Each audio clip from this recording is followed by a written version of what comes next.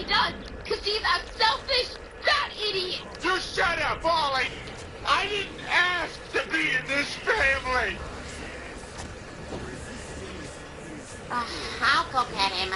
Peter, you come back here. I faked all my orgasms!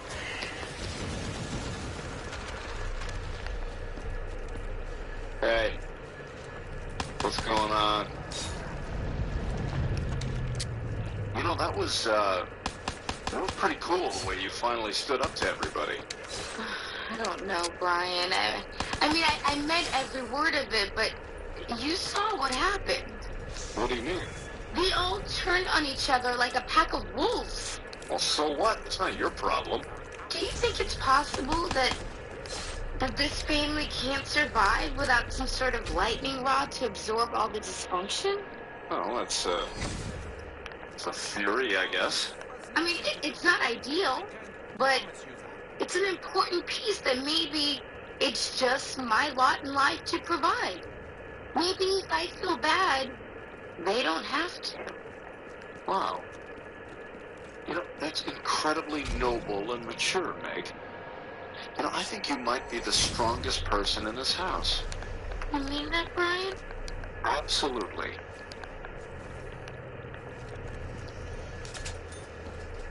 Mom? Dad?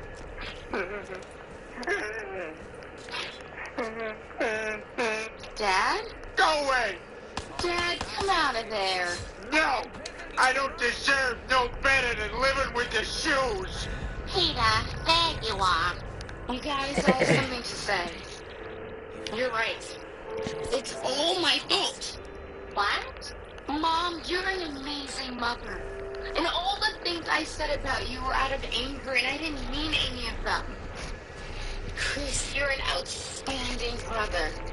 What I said about you was more about me being a rotten sister. And Dad, I'm so sorry that I made you feel this way.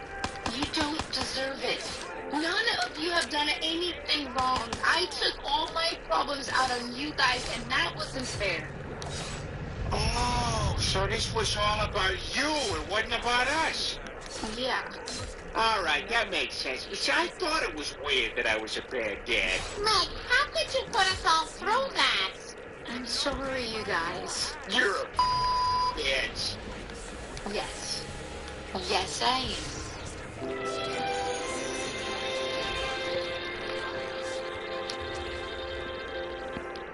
Hi, I'm Stewie Griffin. This special episode about drug use. The simple fact is, it's no laughing matter. To learn more...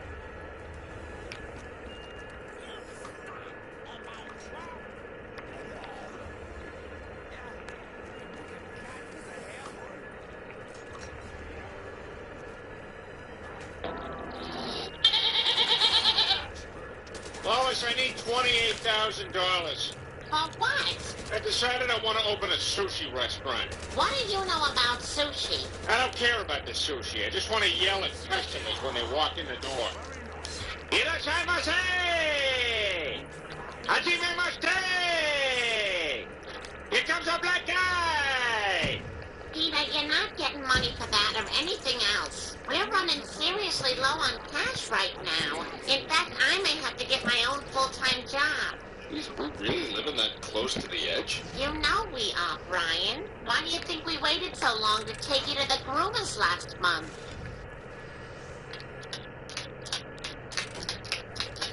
Hey, isn't it time for me to get a haircut? Oh, no.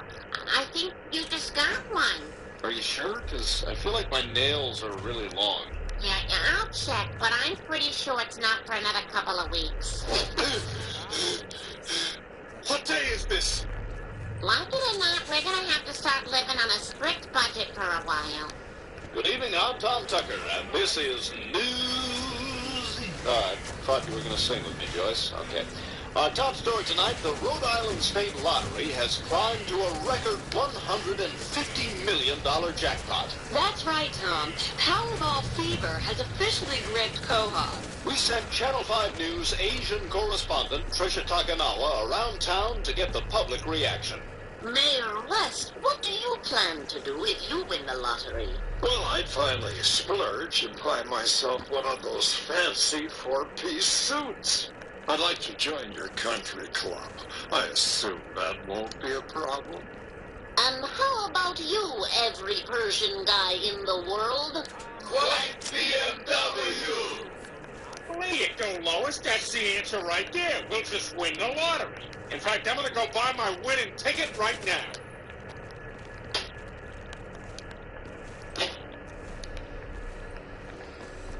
Peter, what's wrong? It's, nothing. I'm just going to wait a minute. There's teenagers in skinny jeans out there.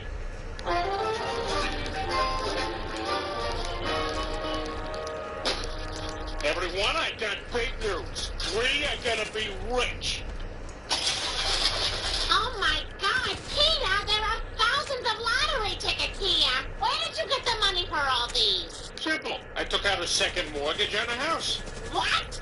Peter, this is idiotic. Your odds of winning are like 100 million to 1. Don't you know the lottery is just a tax on stupid people? Would you be saying that if the prize was 150 million bags of a neighbor's garbage? But it's not. Wait, I mean, is it? That is an unrealistic, unfair question. Peter, Brian's right. How can you be so irresponsible? You take these tickets back right now. No way, Lois. We're gonna win. I got lots of good karma built up from doing those USO shows. So apparently they found a weapon of mass destruction. My putter. All right, boys, go get him over there. And now, please welcome Mr. Bruce Jenner.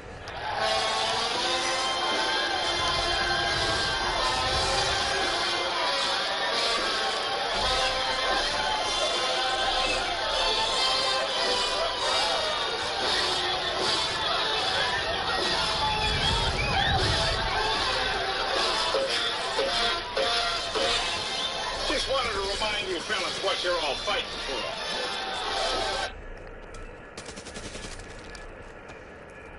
Okay, this is lottery numbers. Time for the Griffin family to meet its destiny. When we lose, I'm getting a divorce. Understood. We're here live in our studio where a checkout girl in a cheap dress who wants to be a model is ready to draw the winning numbers. E! That's a 3, honey. Turn it around. This! 31. Spooky goat smell! That's a 0. Snowman! 8. 2 sailboats! 44. 17! No, that's... Oh, yes, that is 17. She's good at 17. Well, folks, those are our winning numbers. Good luck to all of us. 24! No, that's it. We're done. Anyone watching, do not count 24. Pancake! Okay, I don't know what she's doing now. Somebody turn the machine off. Nikki, that's good. That's good. Go wait in my car. All right, you did good. Gonna take her to Walt's roast beef. All right, kids, we got 200,000 lottery tickets we gotta check. All right, how do you want to do this? A static shot of the house where night turns into day? Or a montage song that over-explains what we're doing? That second one sounds like it could be funny. Checking lottery tickets, looking at the numbers and seeing if they match the ones on the news. If they do, then we're winners. If they don't, then we put them in the designated pile. For tickets we already checked, this is taking forever. That's why Brian is yawning and Stewie's rubbing his eyes. The montage is almost over. That's why the music and the vocals are fading out right now. Well, that's it. 3 days wasted looking through 200,000 lottery tickets. Those weren't the lottery tickets. That was a test. These are the lottery tickets. Is this another test? Yes. These aren't the real lottery tickets either. These are the real lottery tickets. So, in addition to buying 200,000 lottery tickets, you had 400,000 fake ones printed up? I had to be sure. Oh my God! We won! What? Let me see that. Yes, we won the lottery. I'm getting a penis butler. Sir? All right, buttle my penis. Buttle it.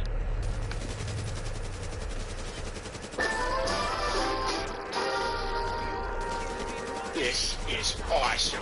Now that we're rich, our lives are going to be so much better. You sure it was such a good idea to cash that lottery check? It seems foolish to have all this money lying around. Oh, you'd rather have it down at the bank where the Jewish guys can leer at it? Yeah, money.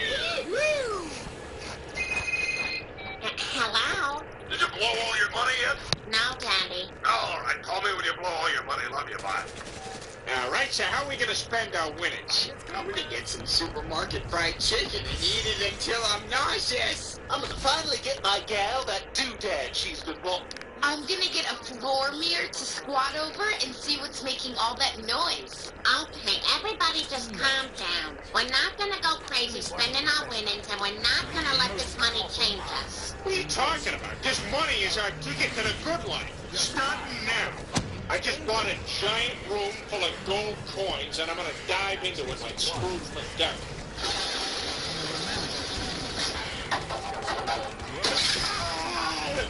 It's not a liquid. It's a great many pieces of solid matter that form a hard floor-like surface. Ah!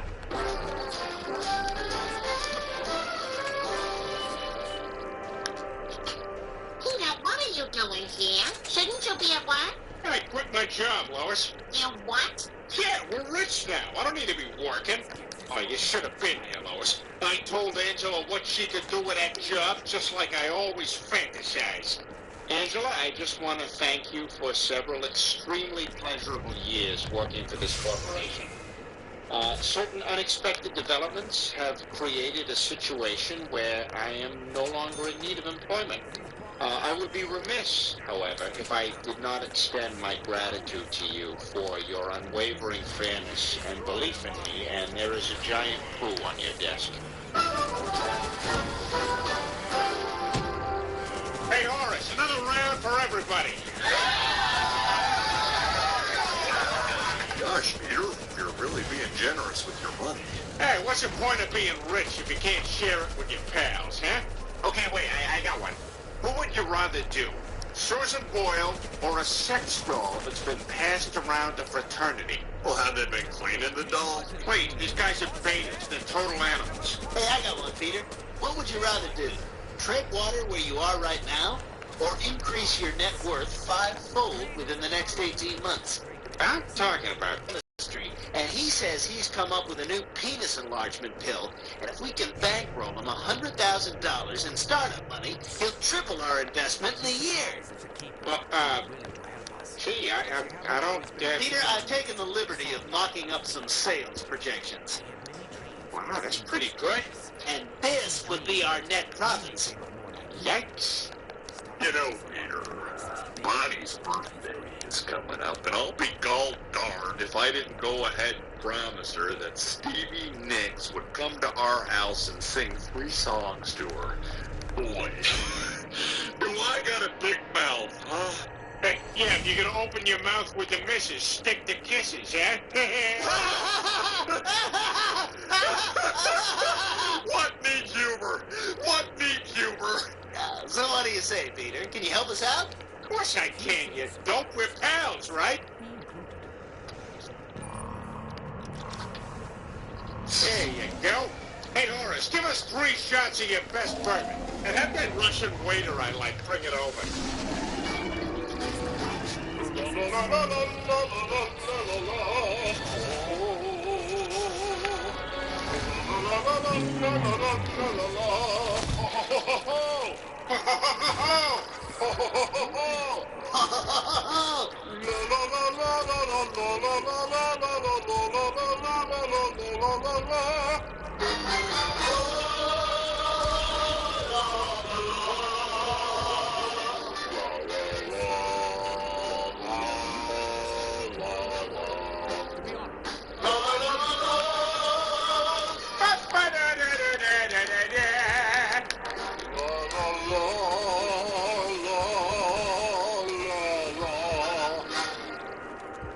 you wouldn't guess from that smile that all his kids were stillborn, huh? All right, well, thanks again, Peter.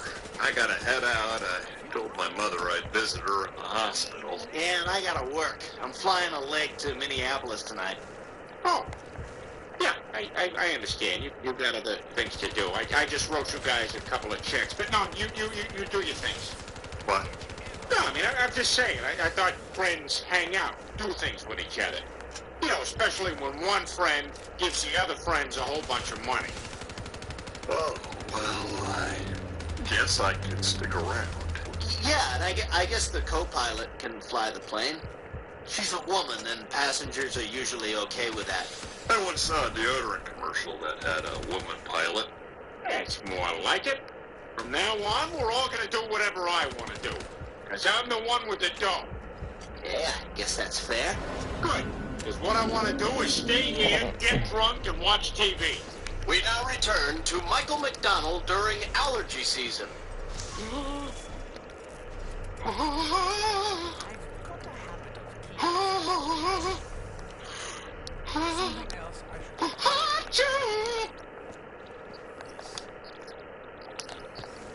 Hey, Peter, you wanted me to watch the entire first season of True Blood and come show you where there was boob? That's right. I don't want to see any actual True Blood. Just boob. Yeah, well, I found some. No! Anna Paquin boob does not count as real boob. That's like looking at a 12-year-old boy. Jeez, you should know that, Joe. You should definitely know that. Sorry, Peter. Sorry doesn't show me nipples worth seeing. And as for you, Anna, you're dreadful, and so is the program. I didn't write it. Yeah, but you know the people who do. That Alan Ball, you know him, right? Yeah? How come everything he writes is so dreary? I don't know. Tell him to cheer up. Things ain't so bad. This is a weird episode. Okay, Quagmire, I want you to take the first bite out of this fudge pop. Because that first bite is the one that really hurts. Well, okay. Ah! Ah! Ow!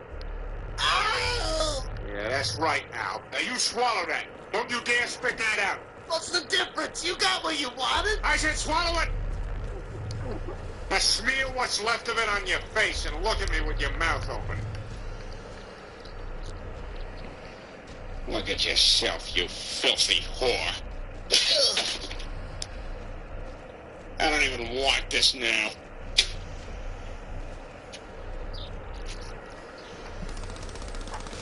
Okay, guys, now you're gonna do a synchronized duet of making whoopee while I shoot you with this BB gun. That doesn't sound safe. Action! Another bride, Looks okay. another June, Oh, what a day. another sunny honeymoon, another season, another reason. We're making whoopee. Look, you aren't gonna shoot us in the eye, are you, Peter? Oh, no, Joe, I wouldn't try to shoot you in the eye. A lot of We're shoes, throwing shoes. a lot of rice. It's also nice. Peter, it was really close to my eye. Relax, Joe, I'm nowhere near your eye. Hey, Joe, open your eye. Gotcha. What the hell, Peter? You shot him in the eye. Keep singing, you, and keep your chin up so I can see your throat. No, screw this. You're a jerk. Jerk! What kind of a way is that to talk to your friend who gives you money? Go to hell, Peter. We don't need your money. And we don't need friends like you. We're out of here. Fine, go on, I don't care. I don't need you. I got money. You know, Peter, you used to be a great guy. But ever since you won that lottery... Come on, Joe! This guy! I'm here to audition for Fiddler on the Roof. Come right in.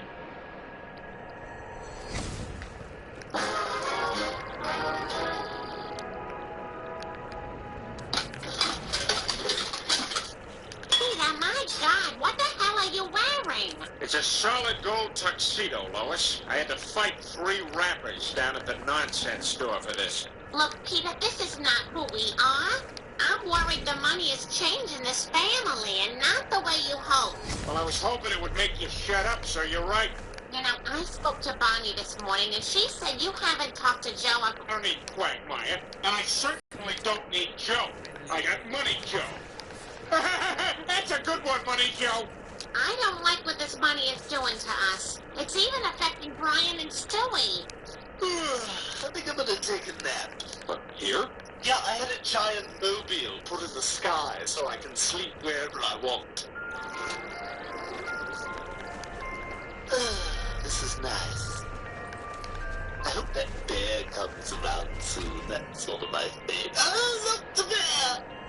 And it's not just them. Chris has also been developing some very expensive tastes. Model glue, sir. Well, what do we have today? Today we have a recent vintage procured just this morning from Michael's hobby shop. Yes, that's very nice. Bring me my finest rag. Your fancy rag, sir. You are relieved for the evening.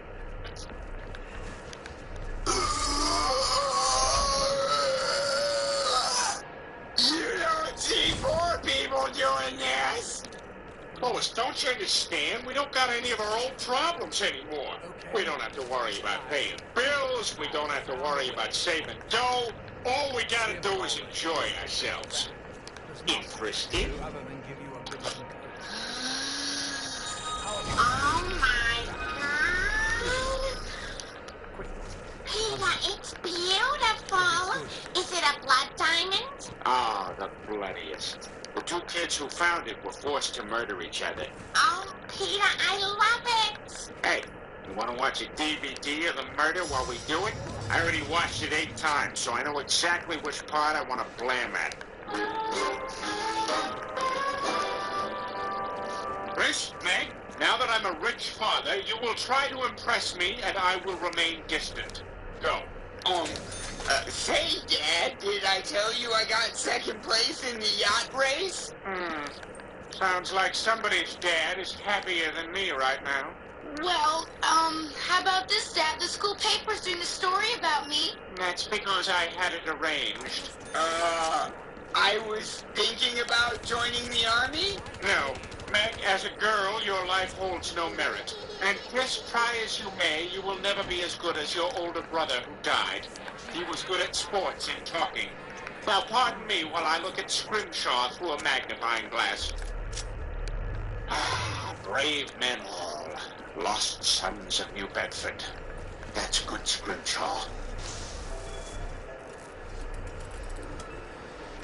I never thought I'd be having high tea at the Park Barrington every single day. Yes, it's nice to eat in a sea of white faces, isn't it? Waiter, have the chef prepare a bucket of your finest caviar and then give it a helicopter tour of the city. Very good, sir. Very good indeed. I hope it enjoys it as much as that Maine lobster I ordered. And over there is the Rhode Island State House, the second largest self-supporting marble dome in North America. What am I doing this? I could have just said I did it. Sir, about your bill. Oh, don't worry, Carstairs. There's ample gratuity on there for you. Well, actually, sir, your card has been declined. Oh, really? Well, I'm sure a brief call to my accountant will resolve this to our mutual satisfaction. Hello, Schnozenstein. This is Peter Griffin. There seems to be some issue with our credit. I told Carstairs you'd set everything straight. What do you mean I'm broke? What about all that money I sent to the Cayman Islands? They did what with it? No, I don't want it back. I'm gonna miss you, Carstairs. I shall miss you too, sir. With no one to look after, Carstairs fell into a deep depression from which he never emerged. He died 2 weeks later. Some say of a broken heart. What, sir? But that was Carstairs.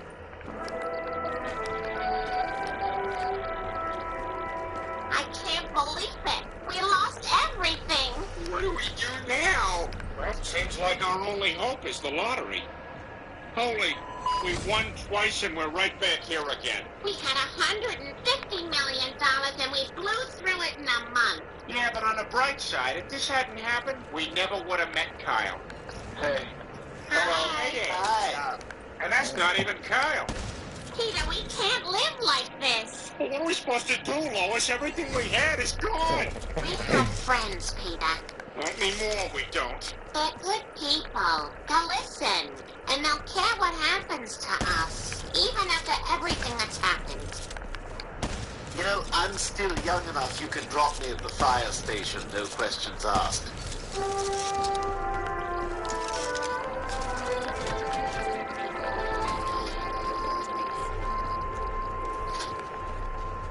Well, well, look who it is. Who is it? It's me, Peter. I'm standing right here. This is a glass eye, Peter. They had to remove the one you shot. Oh, boy, that whole day was a mess, huh? What happened to you anyway? You look terrible. What, you guys? I messed up bad. Winning the lottery was the worst thing that ever happened to me and my family. I thought being rich would solve all my problems, but all it did was make me forget what was important. Like who my real friends are. I don't expect you to forgive me, but if for some reason you do, you can find me in a cardboard box on the corner of Meeting and Fair. Peter, wait. That corner's a bit of a hike for me. I'd rather just come see you at home. Where'd you get this kind of money? The penis enlargement pill you gave me the startup money for. It turned a pretty nice profit. I guess it's only fair that I give you my percentage so you can get your house back. Wait, I don't know what to say. Thank you. You're welcome. And if it makes you feel better, it was money well spent. Just ask Sandra, the waitress over there. We had a great time last night. Tough girl. Made it into work. Boy, I gotta say, it's good to be home. Yeah, despite all the ups and downs, things turned out for the best. I mean, really, we're no worse off than we were before. Plus, we learned something, and you can't put a price on that. Look, Lois, we all know what happened. We're all depressed. All right? Now let's just go to different rooms and...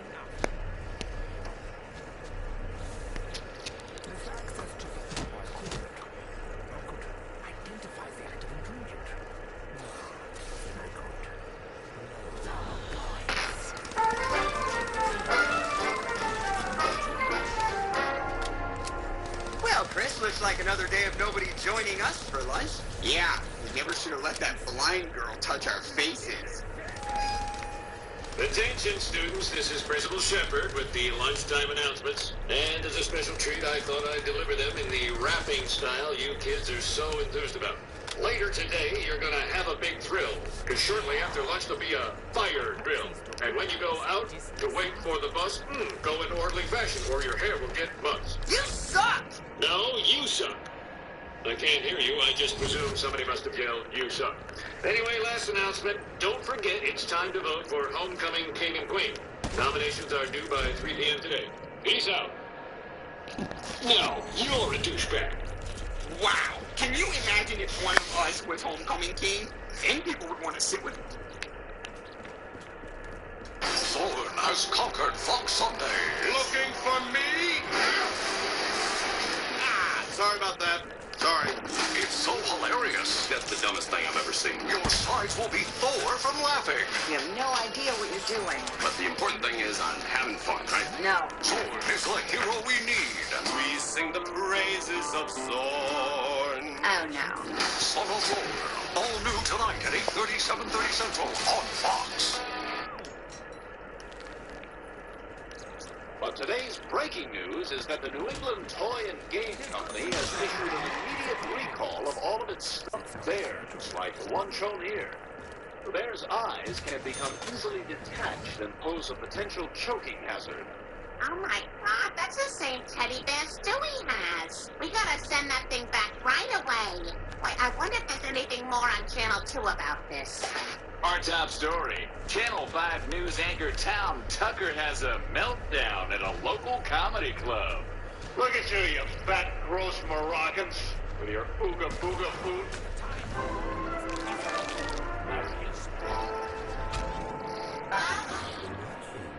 Oh my God, that was amazing. I'm gonna have to crawl to the bathroom. Yeah, that was incredible. It was the first time I had an orgasm out the front and back. God, Peter, this voice of yours is really something, huh? Can't get enough of it. Yeah, it's been pretty great. You know, I even won a deep voice contest with Joe yesterday.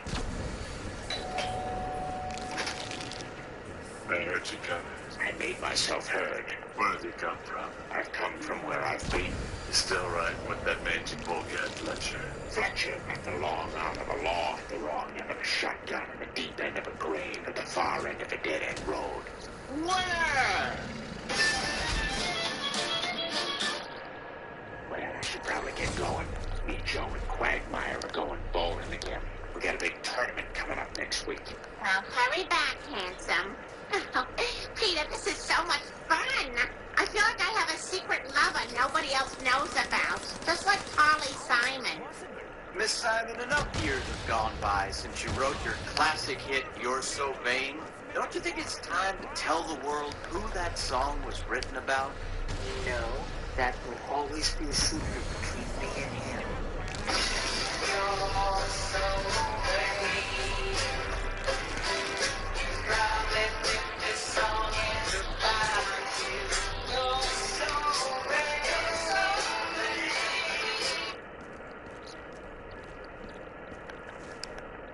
Come on, Rupert, let's go. This is the first day we're allowed to the end of the driveway, and I intend to take full advantage. Rupert? Rupert? Hey, what's going on? Brian, I can't find Rupert anywhere. Have you seen him? Oh, I thought Lois would have told you.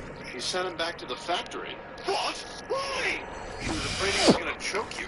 That was a game we played. Believe me, I was in control the whole time. Well, the company issued a recall. But don't worry, they sent a replacement. Here, the guy just delivered it. Replacement? What the hell is this? What? Come on, he's a cute little giraffe. Maybe you could call him, like, Gizmo or something. Oh, look, he can fly. Whoosh. I hate it. His mouth is always open like P. Diddy. Well, what do you mean? You ever notice how in every photo... Well, actually, Diddy hired a guy to close his mouth for him. I'm telling you, this kid is the next Justin Bieber. Young girls love him, but he makes real music. Sorry I'm late. Traffic.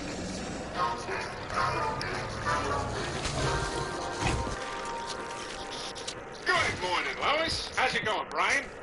Peter, what happened to your voice? Oh, you know what happened, you sexy minx. My white blood cells attacked the pathogens and created antibodies, and then the pathogens were filtered out by my kidneys into my urine and then expelled from my body, you slut. Peter, not now. What the hell, Lois? Yesterday you were all over me. And then for a confusing period inside of me. I had no control over what I did yesterday, Peter. I mean, I'm glad you're feeling better, but boy, that sick voice of yours was hot. Damn it, this sucks, Brian. I was getting laid left and right. Yeah, sounds like being sick was really working for you. Well, you know what I gotta do? I gotta make myself sick again and get that voice back. Peter, that might be the worst idea anyone has ever had. Well, you're wrong there. The worst idea anyone ever had was silver bullets. Barbara Leibowitz' husband just bought her a diamond brooch. You know how he afforded that? He uses regular bullets. He uses regular bullets.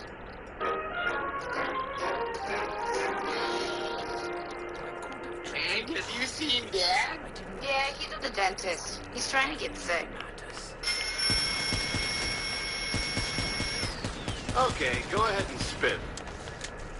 It's okay, go ahead. All right, Chris, I figured out a great way to get sick. I'm going to be a woman at work who cannot get sick right now. Ashley! Sweetie, maybe you need to go home. I'm not going home. I cannot get sick right now. I have way too much to do. It's okay. Everyone will understand. No, I cannot get sick right now. It's Kendra's birthday and the baby shower, and with this move, I just cannot get sick right now. I have to finish typing this. That's it. I'm taking you home.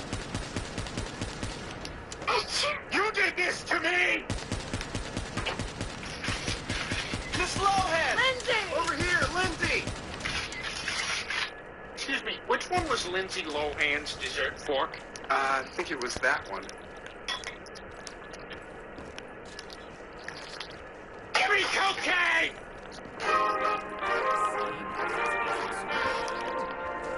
The History Channel presents Where in World War II is Waldo?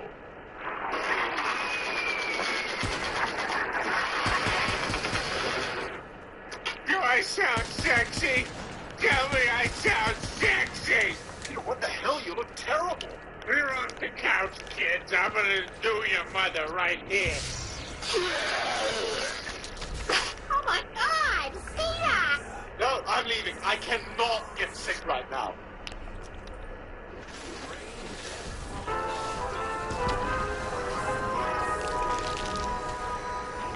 Dr. Hartman, is Peter gonna be okay? If one more person asks me about a patient today, I'm gonna scream. What time is it?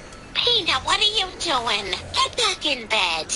I can't, Lois. I got the bowling tournament this afternoon. Quagmire and Joe are counting on me. Forget about bowling, Peter. You're very sick. You're not going anywhere.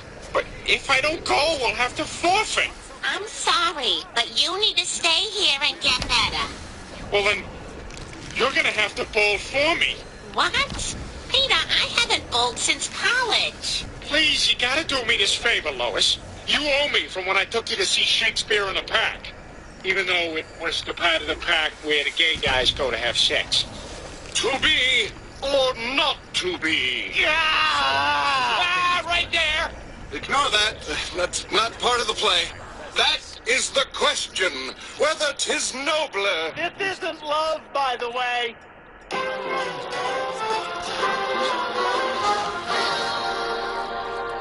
Brian, get your keys. I need you to drive me to that toy factory so I can get Rupert back. Stewie, Lois sent him back because he's not safe.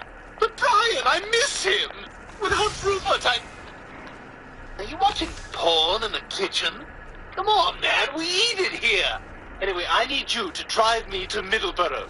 Middleborough? That's like 2 hours from here. I'm not doing that. Come on, Brian. Tell you what, you drive me to Middleborough, and I'll teach you my secret to picking up chicks.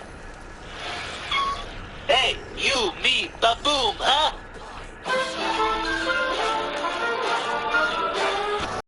Thanks for filling in for Peter, Lois. Yeah, okay, but hope you brought it today, because this ain't no ladies' lunch. Well, I'll certainly do the best I can. But don't worry, Glenn. I'm one woman who knows a thing or two about sports. Yeah, I know you think you are. Your softball chatter made that quite clear.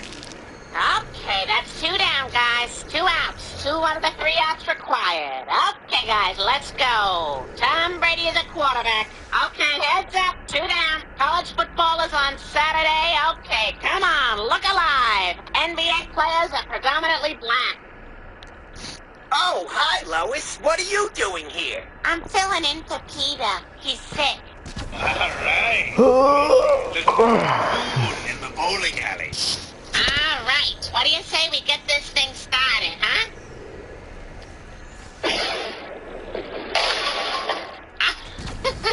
Nice roll, Lois. My God. If she chews gum, she's got the whole package. Yes, that's what I'm talking about. Take that, you jagoffs. I hope you die.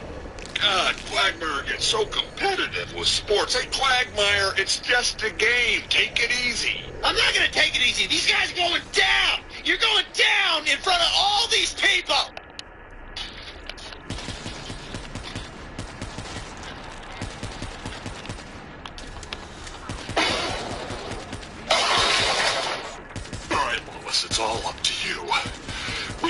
need 6 to beat the Pinheads. And it'd be 4 if someone could have hit that 7-10 split, right?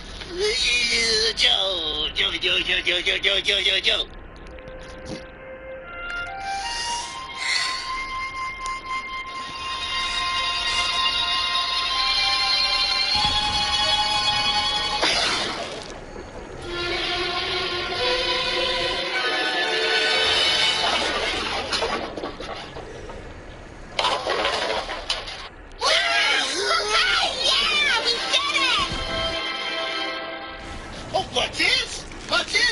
Right here, we won!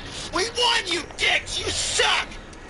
Excuse me, would you mind keeping it down? We're having my son's birthday party over here. Yeah, sure, honey. What's his name? Mikey.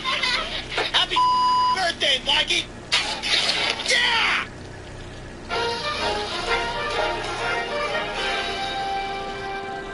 Well, this is great. So when you guys aren't celebrating a big bowling victory, what...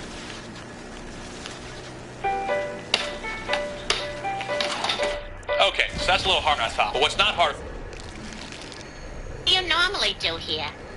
Well, sometimes we compare women. Talk about who we'd rather have sex with. Oh, that sounds fun. How do you play?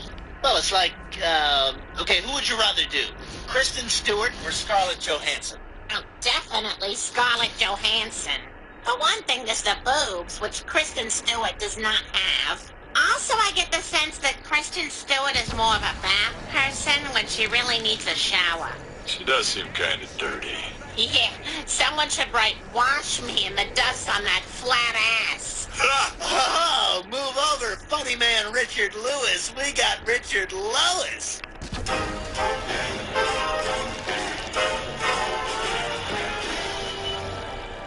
Well, here we are. Oh, great. Hey, maybe on the ride home, someone else can tell a story. So what exactly is your plan here? I've got it all figured out, Brian. This tour will take us deep into the factory.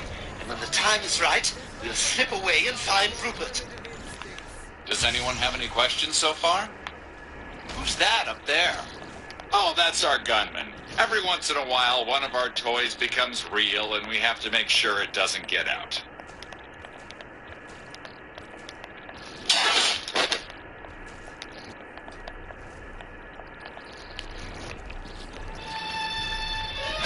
Brian, look! That must be where Rupert is. Rupert, my God, you're all right. Oh, you've missed so much. I had to deliver a speech to Prince, and I overcame my stutter through some pretty kooky means. Brian, don't say anything. Me? Oh, crap. This is not the way out. This is not the way out.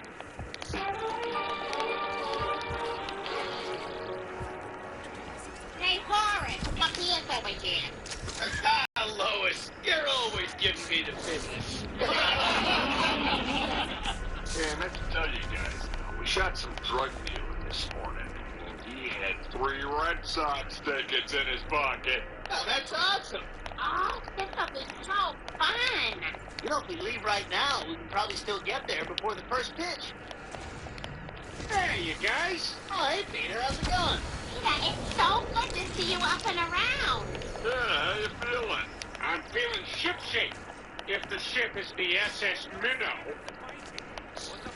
Doctor said I'd be making bland jokes for about a week, then I'd be good as new. Oh, that's good to hear. Well, we were just on our way up to Bedford. Oh, you got tickets? That's sweet. You know, there's no better outing than watching 9 innings. Sorry, I forgot the game. Oh, well, actually, we only have 3 tickets, and we're going with Lois.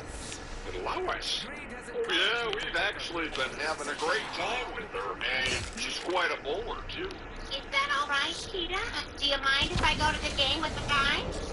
Yeah, no, that's fine. I mean, yeah, you only got 3 tickets. That's cool. Have fun. Okay, we'll see you later.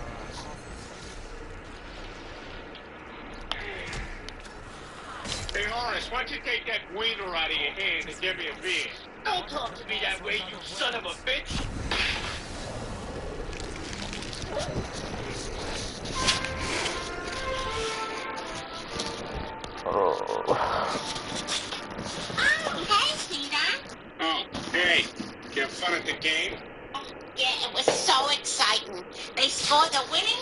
I'm sorry you missed it. Yeah, no, that's okay. I've just been hanging out here, having a great time with Meg. Hey, I thought you was a bag of peeling potatoes. well, maybe next time you can come with us when we go to Red Sox Field. Nobody calls it that. Quags and Swanee was so funny yelling things at the visitors. Quags and Swanee?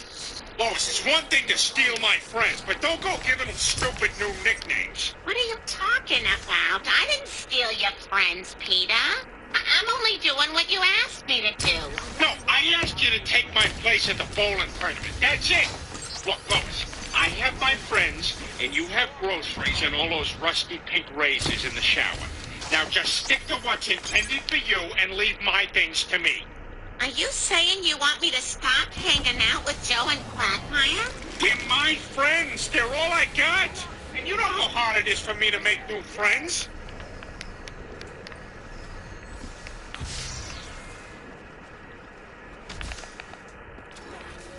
Is this friends?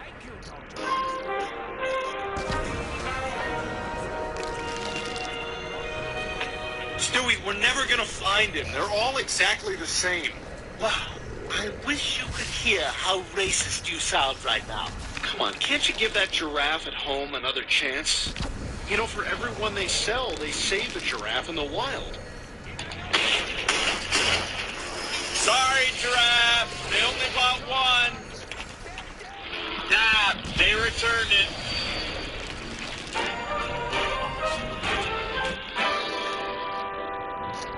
And so Lois, we talked her way backstage. Next thing you know, we're partying all night with the trapeze people. One of them drives a Volvo. Drives a super safe car. Does that for a living. Go figure. So what? She can name a kind of car. Big whoop, I can do that too. Vicky. Vicky car. Peter, relax. It just happens that your wife has some funny stories, that's all. Well, I got some funny stories. I know a guy who choked on an almond, and he had a stroke. Now he can't take care of his own bathroom needs. It's not funny. That sounds sad. Yeah, I feel bad for him.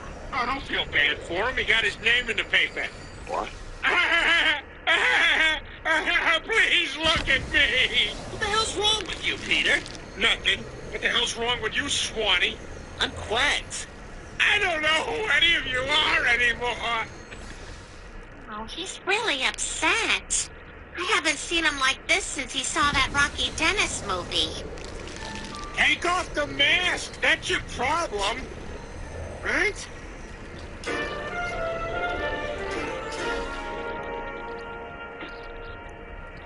That's it, Brian. He's not here. None of these bears are Rupert. Stewie. You don't have to say it, Brian. I know. So, this is what it feels like to be a grown-up, huh? All alone in the world. Look, Stewie, nothing lasts forever. You and Rupert had some special times together, and you'll always have that. What the deuce? What's that noise?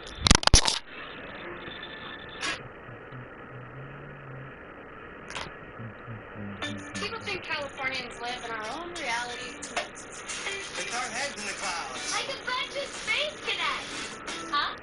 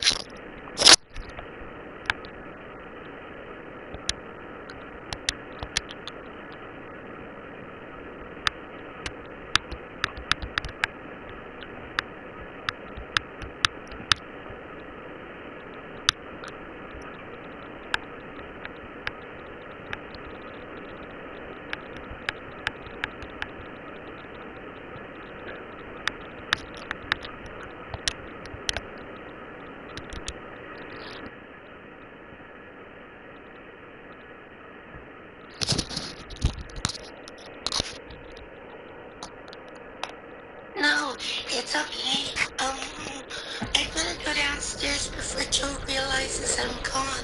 And before Peter gets into the stuff that's not for the party. Ah, Halloween candy! Peter, get out of the pantry!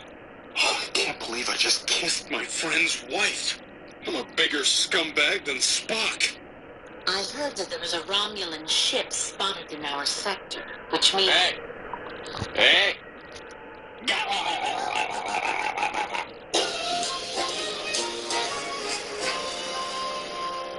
Kids, this morning Principal Shepard wanted to say a few words. Thank you, Mrs. Abbott. Before I start, are these the normal kids or kind of the grr ones? It's a healthy mix. Good morning, children.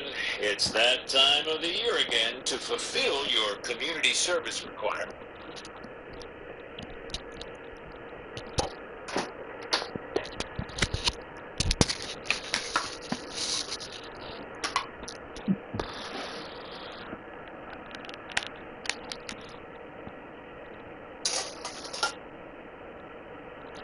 It's a lame gimp with an annoying voiced wife. It meant Bonnie.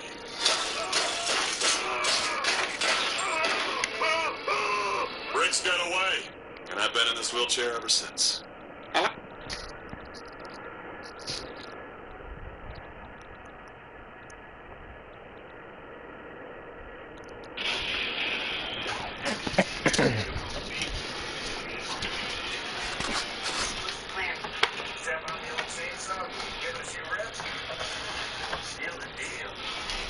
It's not the worst plan.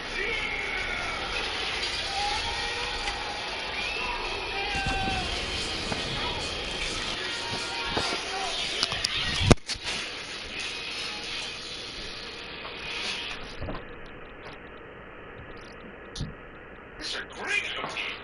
Geez, I'm glad you came along. I'm gonna sleep better than a cartoon sheriff.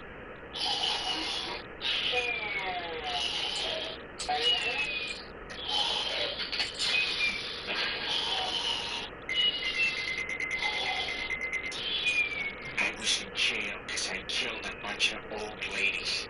And now that I'm out, I'm gonna do it again.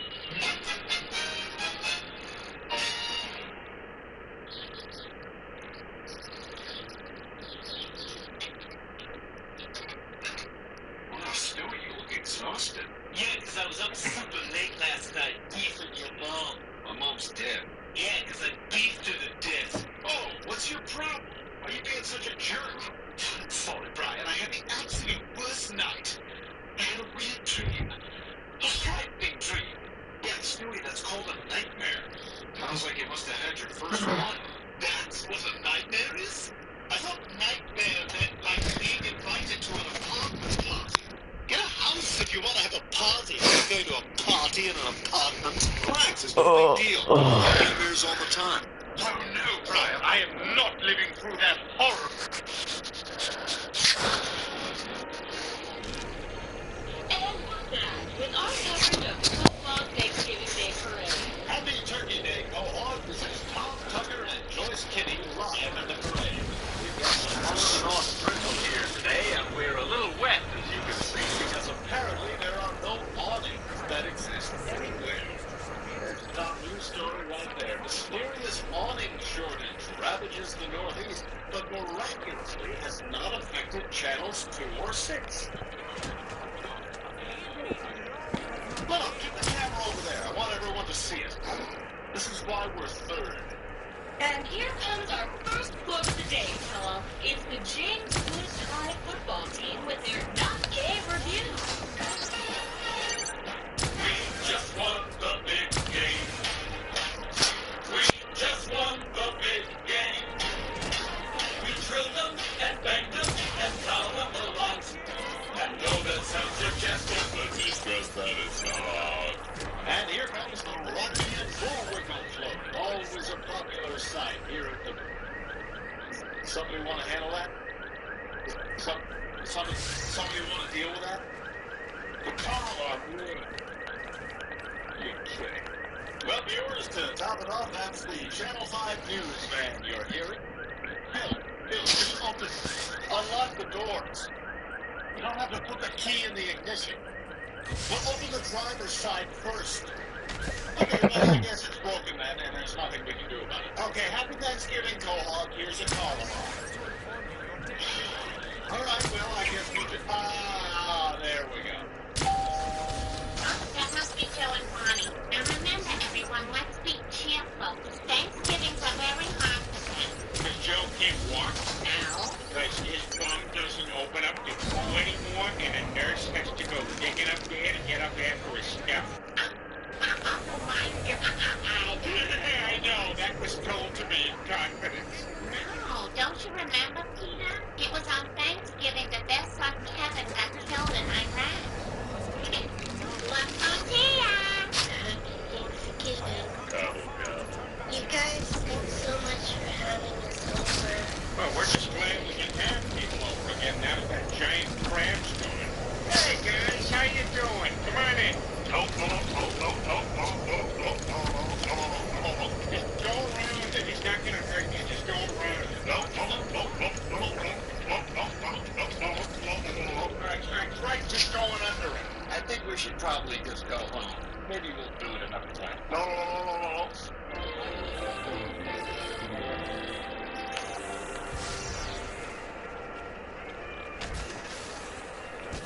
the hell? Mom, it's me! Mom! Oh, yeah, it's a baby. It's a big balloon baby, just like you're a baby. No, it's me! It's a balloon of me! Peter, come look at this. He sees a baby and knows that he's also a baby. So smart. Mama's smart little boy. Check out Flagler. It's been a year and a half, and he's still uncomfortable around his bed. Well, it's a big adjustment. Exactly So, how are things, Dad? Oh, Fred, I can't tell you how wonderful it is to be back here. This is going to be a really special Thanksgiving. Happy Thanksgiving! We brought chicken feet. Oh, yum! I hope they're the kind with the bone removed.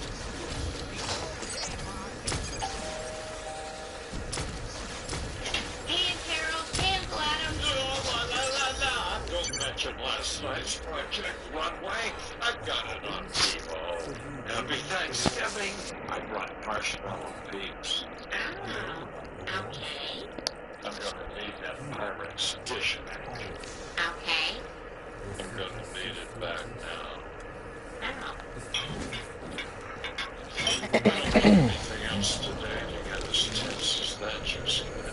Carol, it's so good to see you. God, that is one nice ass. Thank you. You're welcome. This is nice. This is very nice. The time that we're spending together right now. Easy, Joe. Sorry, just making mental memories for when you're all inevitably dead in 9 months. Man, help me out with this. No, he's right. I mean, sometimes chicks die, and it's not anyone's fault. Okay, everyone, it's 2:30. Time for dinner. Because on Thanksgiving, 2:30 is dinner time for some reason. Oh, my. Lois, those sweet potatoes look delicious. That's the stuffing, Mom. Now put on your glasses before you run over another blackberry. Oh, this one's fantastic. I can't wait to poop this out. Hey, who's gonna get the Thanksgiving Duck Trophy this year? You are! Dad's gonna get it! Who else?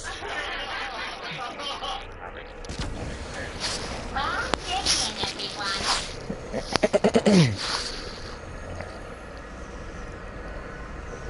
Hello, Ida. Hello, Brian. How have you been? Very well, thank you. He threw up when he found out you were a monster. This food is so good, Lois. Okay. Wow. Hey, is there room at that table for one more?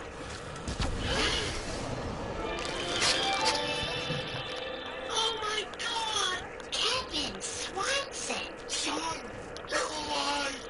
Oh, and I stayed up all night writing dead kid jokes. All right, you know what? I'm gonna do one anyway. Kevin, go back outside. Hey, everybody pretend this didn't happen. Hey, Joe, what's your favorite preparation of a tomato? Is it sun-dyed tomato? Is it sun-dyed tomato? Okay, Kevin, you can come back in. Welcome home, soldier. Sun-dyed tomato.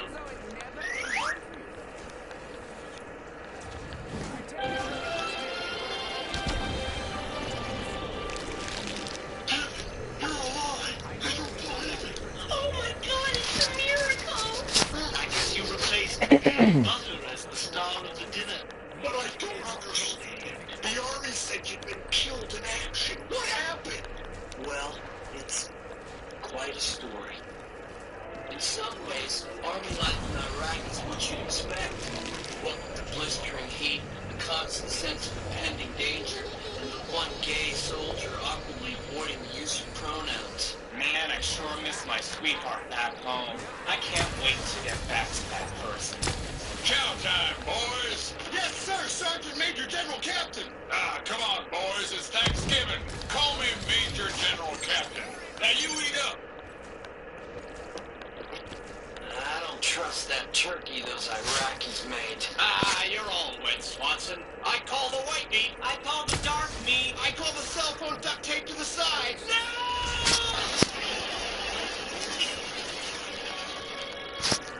They're all dead, sir. Except for Swanson. He's in a coma, but he's unlikely to recover. Okay, well, just send Swanson's parents a letter saying that he's dead, because those are already printed. You know what? Send one to my parents, too. I spent 5 years in a Kuwait military hospital. I woke up from the coma last week, and I flew straight here. Kind of a Thanksgiving surprise. Hey, when you get sexually abused while you're in a coma, do you know it's happening and just can't do anything about it? Or do you not even know what's going on? I also am curious about that. Hey, Kevin, you know I put a yellow ribbon on my car for you guys? And a little thing that says, I support the troops. Because there's nothing I wouldn't do for you guys. But I don't have any change on me right now. All that matters is that my boy is home. Kevin, I want you to meet your little sister, Susie. Wise, we got some catching up to do, huh? Hope you don't get scared when I scream and have night terrors. It's quite all right. I've seen worse. A human centipede. Oh, God, Chris. Your mother and I are very proud of you, Kevin. You're a war hero. I don't feel like a war hero. Only a war hero would say that. Hey, so what about the female soldiers over there? Were they able to contribute? Yeah, you know, they did their best. What with their regular bleedings when they got shot? Did they even know? Look, guys, I'm not a hero. I don't want to be treated any different than before. Just that you would say that means we should treat you different. Come on, guys, let's give them all our best food. Okay, now you eat up, and then we're all gonna go out back and play some Thanksgiving touch football. Excuse me, war hero Thanksgiving touch football.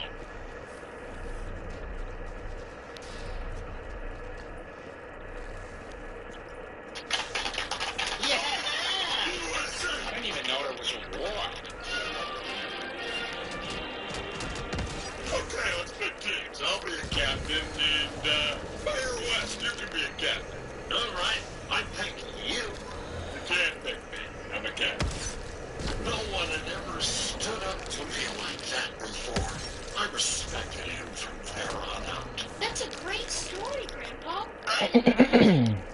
None of my grandchildren have ever disliked one of my stories before. From then on, he was my favorite. I like that story, Great-Grandpa. Future old people who listens. Okay, so here's the game. I'm drunk, and I'm gonna throw the football too hard at my kids. And do we have to bat? Don't cry. Don't cry. Game's over if you cry. I want you to learn about life, Chris. Because in life, it's like this. Peter, I think you may have had one too many. Maybe it's time to ease off, huh? What are you talking about, Lois? Dad's getting drunk on Thanksgiving is a holiday tradition. I worked hard to put a cornucopia on this table, and you're out showing your lower ankle to every Tom, and all in our village. Don't talk to Mother in like fashion.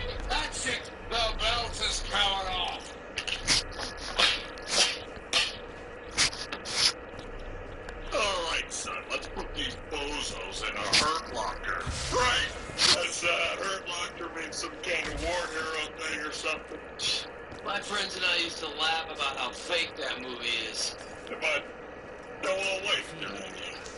I'm pretty sure that movie came out after you went into your coma. Right. No. I was talking about a different movie. Let's play ball. Yeah, let's play ball. No! The world has changed around me, and I'm mad and scared.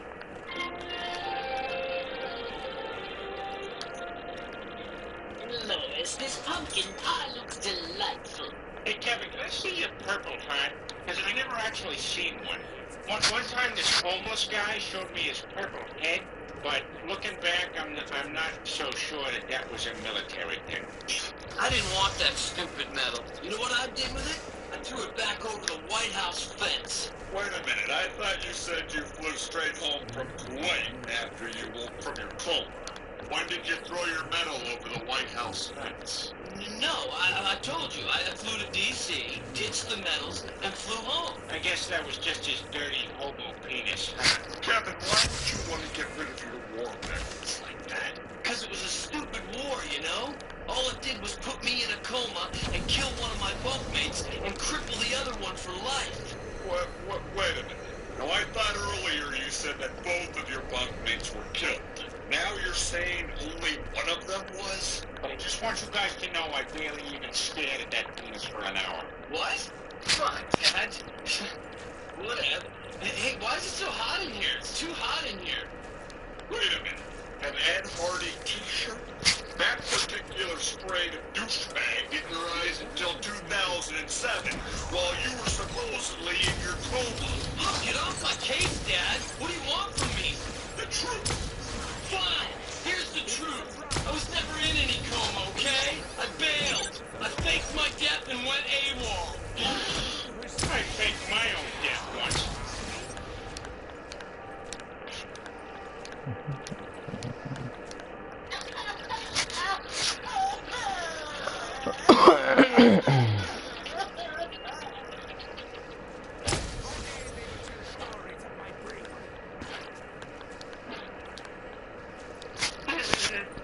No dentist appointment for this guy. So, here it is. I'm not a war hero. I abandoned my platoon. So now what do we do?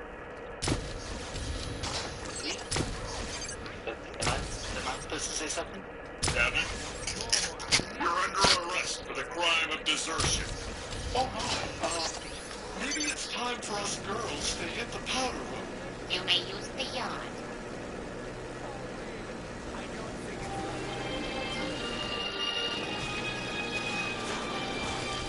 So, you were lying to us this whole time? You weren't really injured in Iraq? First Ted Tillman lies about how he died, and now you? Kevin, I don't understand. There's nothing to understand. Our son is a deserter. Come on, Kevin, I'm taking you to jail. Joe, wait. Not now, Bonnie. Joe, you can't. Bonnie, we'll discuss this later. Joe, you're not taking my son anywhere. Damn it, you guys are ruining Thanksgiving.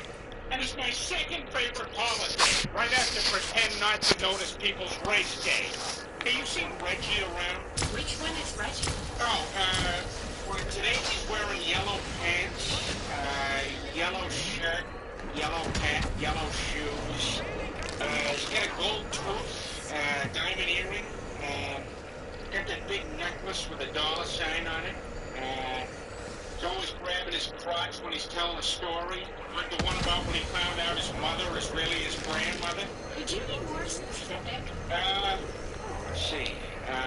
He always wears cheap cologne. It's a Mercury Cougar with a crown on the dashboard. Never pays his alimony. He's extremely cut for a guy who never works out. Oh, there he is. Thanks, everybody. Hey, Reggie! Look, maybe we should just let Kevin explain why he did what he did. At first I believed in the people of Iraq, innocent people. There's one that I'll never forget. He was a little Iraqi stray kid. I befriended him a few months earlier. He was more than 12 years old. I taught him how to crack wise American style.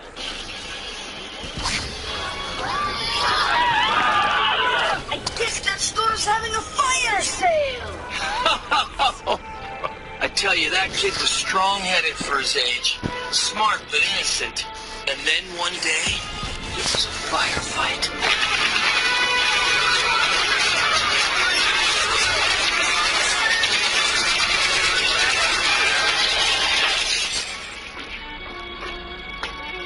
We bring in this civilian who got killed in the crossfire. I pull back the sheet, and who is it? Not the kid, but like the kid's dad's, like, co-worker's neighbor. He was 74, and he had actually tried to rape someone. But just looking down at his dead face, and knowing that he lived near someone who worked with the dad of the kid whose name I never found out, I lost all hope. That's when I knew I had to get out of Iraq. I just had to wait for my chance. I call the white meat. I call the dark meat. I call the cell phone duct tape to the side. No!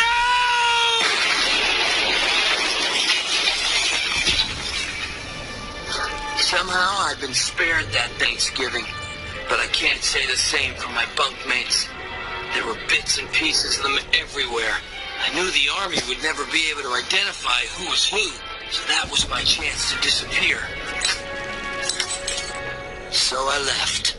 How could you do that? Coward! Traitor! If you think that I'm gonna masturbate after this tonight, you're right. We don't have to sit here and listen to this. Come on, Kevin, let's get out of here. Nice try, Skank. Worth a shot. Well, where did you go after you left the war? I spent a few years laying low, wrote some poems. You want to hear some? No. Are you sure? They're pretty intense. No! Here, let me just read one. If I can guess a line in there, will you not read it? I don't think you'll be able to guess a line. Is it something like ice burns as hot as fire? Okay, so then I went to Europe, Australia, Canada, all over. But I really missed you guys. I wanted to be with people who love me, no matter what. So I came home. Well, it sounds to me like you're a regular Benedict Arnold Drummond. What's he expecting us to cut to? I think he wants maybe, I don't know, Gary Coleman in a Napoleon hat? Well, we don't have that. We gotta come up with something. Well, we got the Cowardly Lion as Lindsay Lohan's gynecologist. Play it. But he didn't set it up. Play it! All right, I'm gonna check her for diseases. There's just one thing I want you to do. What's that? Talk me out of it. No. What the hell is going on up there? Well, I'm sorry you all feel the way you do, but I walked away from an illegal war of aggression being fought 6,000 miles away from our shores. Better there than here, where all my stuff is. So what, you figured you'd just let him get away with 9/11? Mr. Griffin, Iraq had nothing to do with 9/11, and the war we started in Iraq has killed 500,000 of their people, which is like 200 9/11s. So I guess those moments of silence we had at those sporting events meant nothing to you. Fire for sale. Firepower, yeah, but not fire.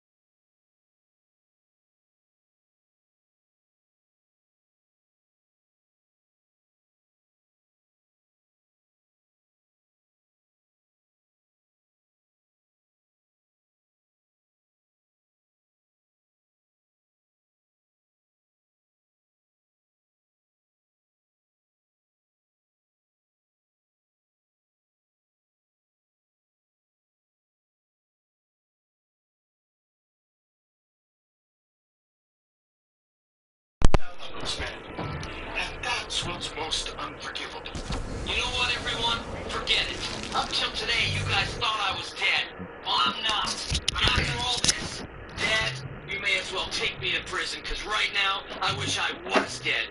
If anyone has wanted whipped cream on their pie, it's not my fault. I can't get a word in edgewise around here.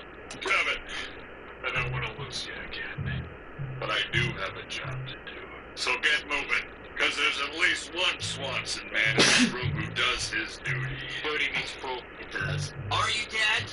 Are you the only one who does his duty? That's not how I remember it. What are you talking about? You don't remember, do you? I was in first grade. You took me out with you on one of your ships. I just think it's presumptuous. I mean, come on, the country's best yogurt. You know, prove it. Show me your data. Help! Police! That man's a thief! Go get him, Dad!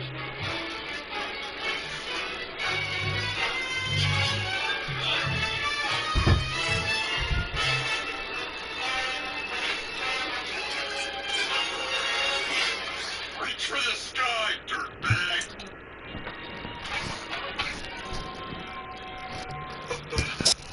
I'm sorry, officer. I was just trying to feed my family. I don't care what you were trying to do. You broke the law. I know. I didn't know what else to do. I had 3 very wide-eyed children. Wide-eyed children are the hungriest. Kids, Daddy has to go away for a while. Take care of Mommy until she dies tomorrow. It's okay, Daddy. I'll be the man of the shop while you're gone.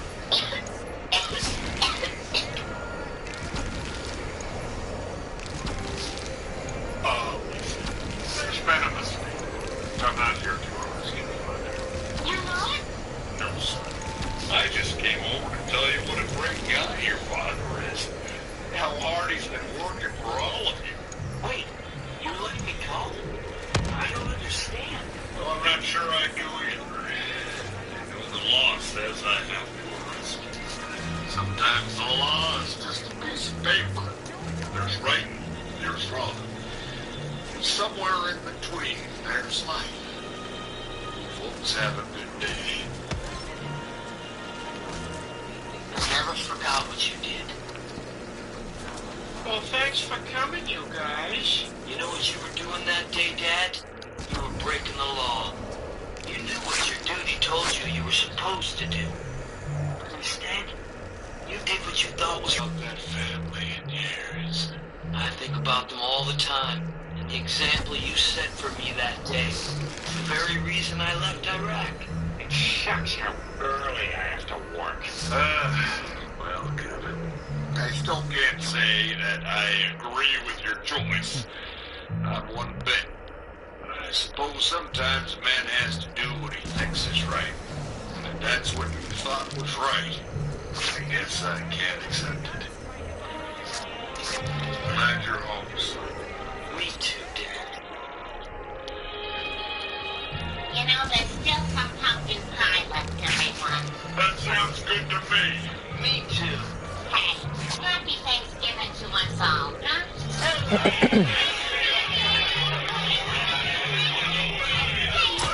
Wait! That man's an imposter. I'm the real Kevin Swanson. Guys, I don't think we have time for this.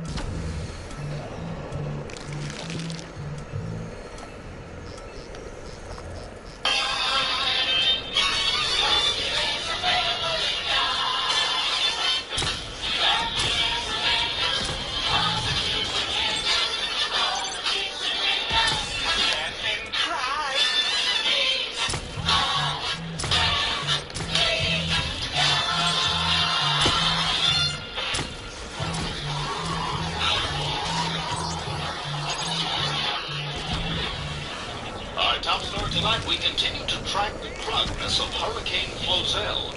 The National Weather Service has issued a severe hurricane advisory and is urging everyone to stay indoors for at least the next 36 hours. No! What happened? The wind must have knocked the satellite dish loose. Oh, crap. I was gonna watch G.I. Jose. Oh no! You cut your forehead! What do we do? Hey kids, if you have an open wound, get some dirt, kitty litter, and rub it in there to stop the bleeding. And get some sleep and wait for the body to heal itself. Now we know! And like I always say, remember, you know enough.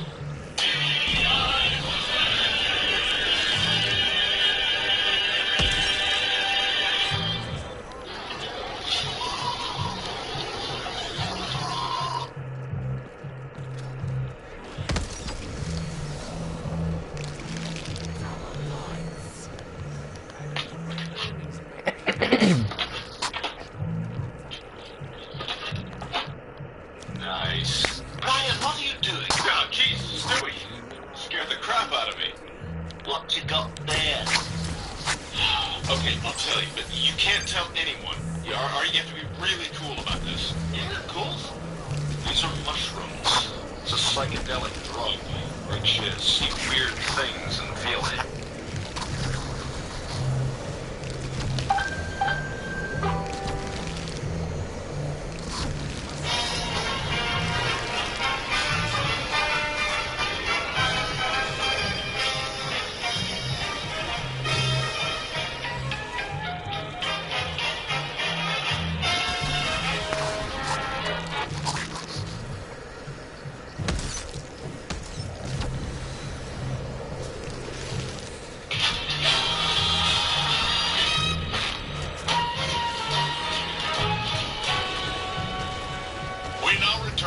Extended director's cut of Willy Wonka and the Chocolate Factory. Charlie, don't forget what happened to the boy who got everything he ever wanted. What? He lived happily ever after, but he did have to earn it. Hint, hint. Do it, Charlie! I'm not going back to that four-person bed! Hell, I'll do it if you want! No, it has to be a child! What did he just say? Brian, this does not seem appropriate to watch in front of the baby. Not appropriate? You took me to see Magic Mike XXL. This one's wet. This one too. Also wet. This one's dry, but the back of the seat in front of it is wet. Let's put on something more child-friendly. Time to two with the turtlenecks. Oh, God, no, these guys are horrible. Do you kazoo? I often do. When I am blue, I do kazoo. 232 goes my kazoo. I will kazoo. Hey, how about you? All they're doing is announcing that they play the kazoo and then asking if others also play the kazoo. This doesn't seem so bad. I mean, after all, it's a song for babies. Yeah, but that's the thing. Baby songs never tackle real baby issues. You know, like loud noises, or teething, or when Dad uses me as a lumbar pillow. Oh.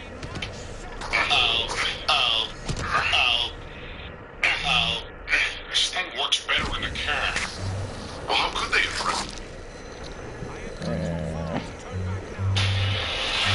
Not again. We're gonna go to Elk Grove, Michigan.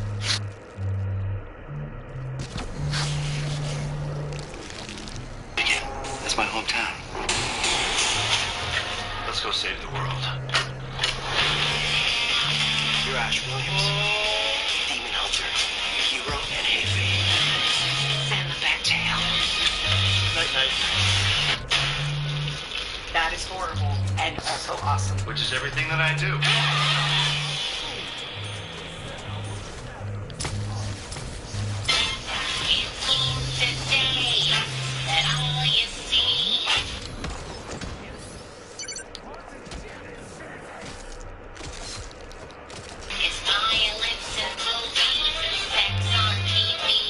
But we're in our strong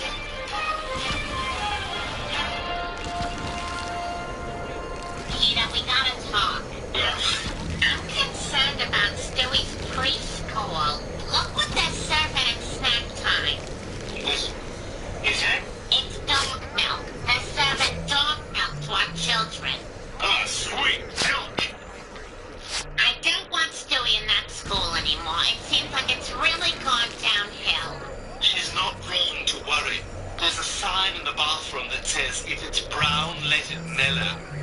Sometimes it crisps the toilet lid. Peter, I think we should send Stewie to Corridors. I know it's a little pricey, but it's the best preschool in the area. Really?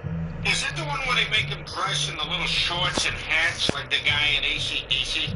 Yeah, why does he wear that outfit? Because he rocks?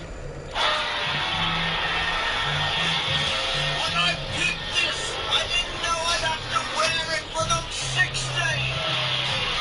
I'm very cold.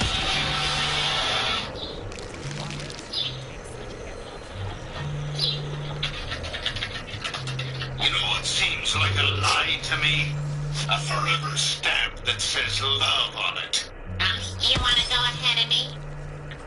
Hey, how are you? You know what seems like a lie to me? Packing up the 4th person in line? Cleveland, you work here? Yep, finally landed myself a job. Hey, what can Brown do for you?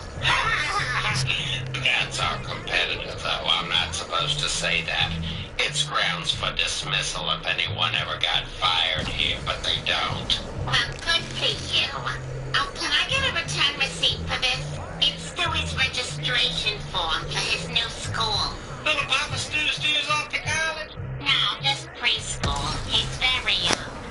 Can you just charge me my weirdly uneven price so I can be done? All right, that's $2.16. $4.37 if you want to send it to priority. Oh no, we gotta start saving our pennies now that we're sending Stewie to a new school. I'm actually doing some job hunting after this. Let's go up there! You know, Lois, the post office is hiring. Really? Oh, wow, that'd be great. Yeah, I'd be happy to get you an interview. And as a white woman, you'd be a minority here. Unless you're an alcoholic.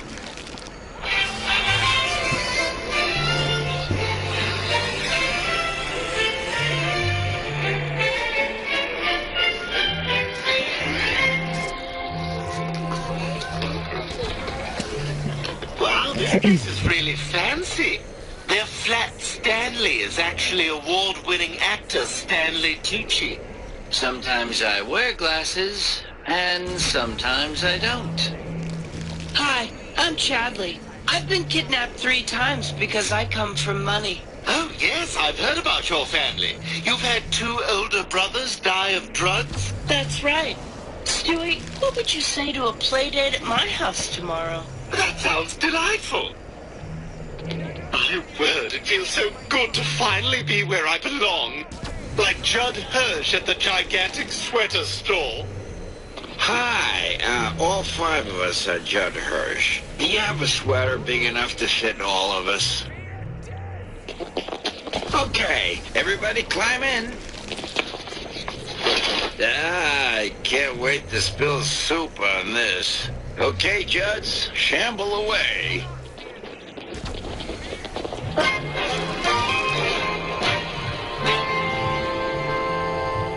Good having you aboard, Lois. Let me show you around. That guy right there? Lurie. Okay, got it.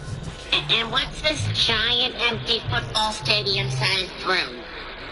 Oh, the post office anticipates that within the next 5 years, at least 200 million men in this country will be ordering and receiving real dolls. Every man will have 7 to 9 real dolls.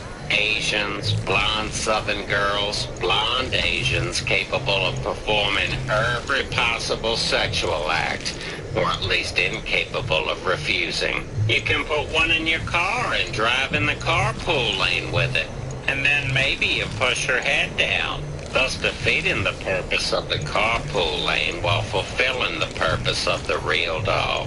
Maybe a trucker goes by. You say, "Hey, Janine," give him a show.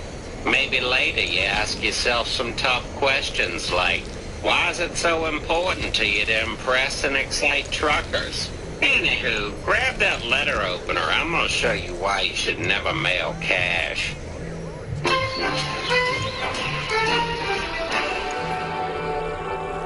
Another good postal tip is if you wait to deliver your mail at night, you can smell a lot of really nice dinners. Oh no, it's that Amazon drone. Try to ignore it. Hey, Cleveland, what are you doing? Taking a walk? No, I'm delivering mail. By foot? Yeah, that won't take too long. Well, gotta go. Gotta deliver these fat pants to your fat son. He was harsh, but not untruthful. We got a special order Cleveland Junior's pants from a company that manufactures grill covers.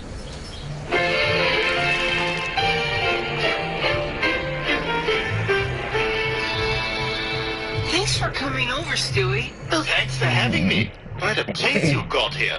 Your mother seemed nice. Yeah, I've only met her a couple of times, but yeah. This is my bedroom.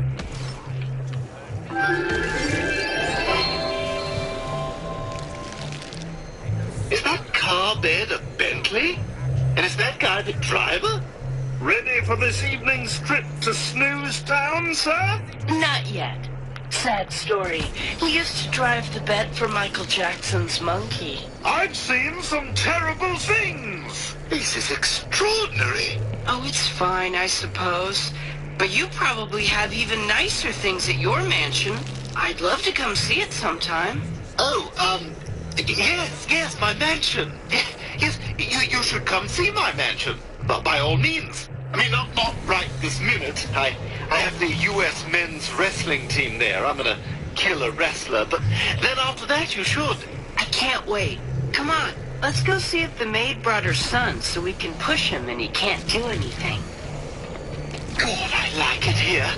But what am I doing? I don't have a fancy house.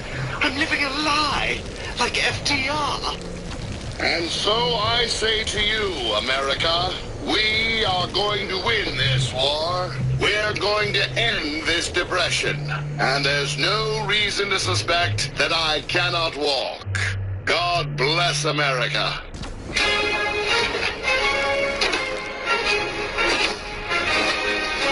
And cut! The newsreel's over. Thank you, Mr. President. You're welcome, gentlemen. Now, if you'd kindly kick me into the closet with the mops.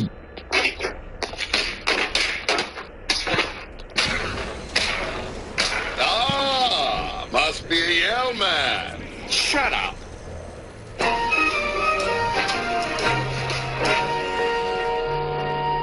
Hello, loyal mail woman. This is a letter to Hollywood saying, keep it up.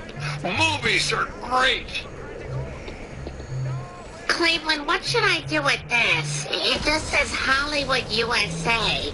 And this isn't a stamp, it's the little sticker from an apple. Oh, I can't never get those off. I just eat them. Anyway, just put it in here. Oh, what's that?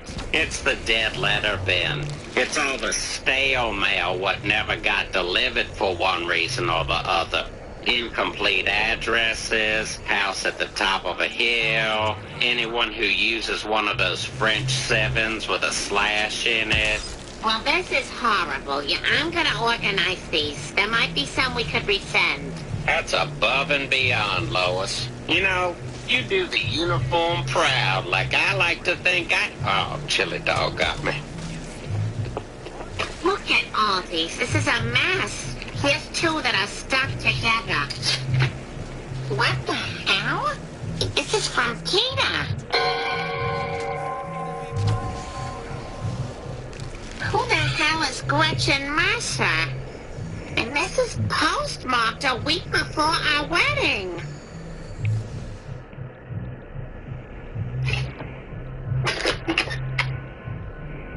Oh, there was a time when the president of the Jonathan Taylor Thomas fan club got a love mail.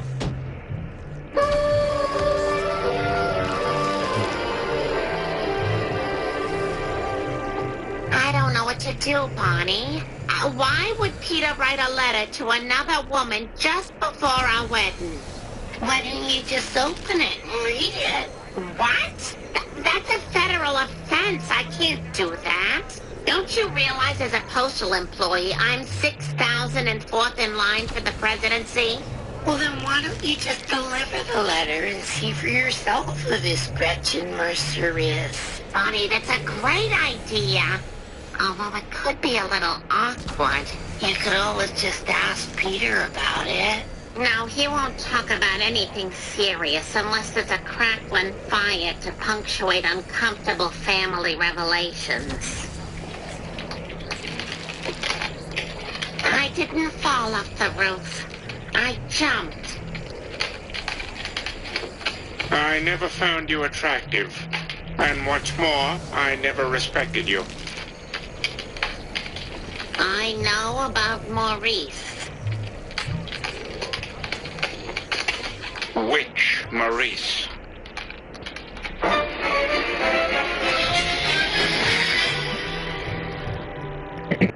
Charlie wants to have a play date here at my house. Well, that's great. No, it's not. I can't let him see this dump. Come on, Stewie. Chadley should like you for who you are. Besides, this place isn't so bad.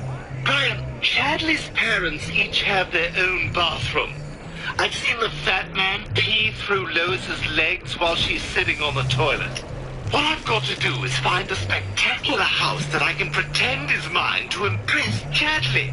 Well, why don't you just use Babs and Carter's? I can't. They're having an eyes wide shut party all weekend.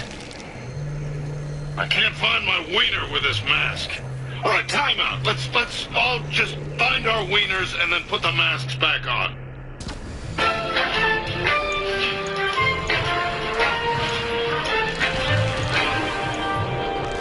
Okay, 9:40. This is the house. Hi, are you Gretchen Mercer? Yes. May I help you? Oh, yeah.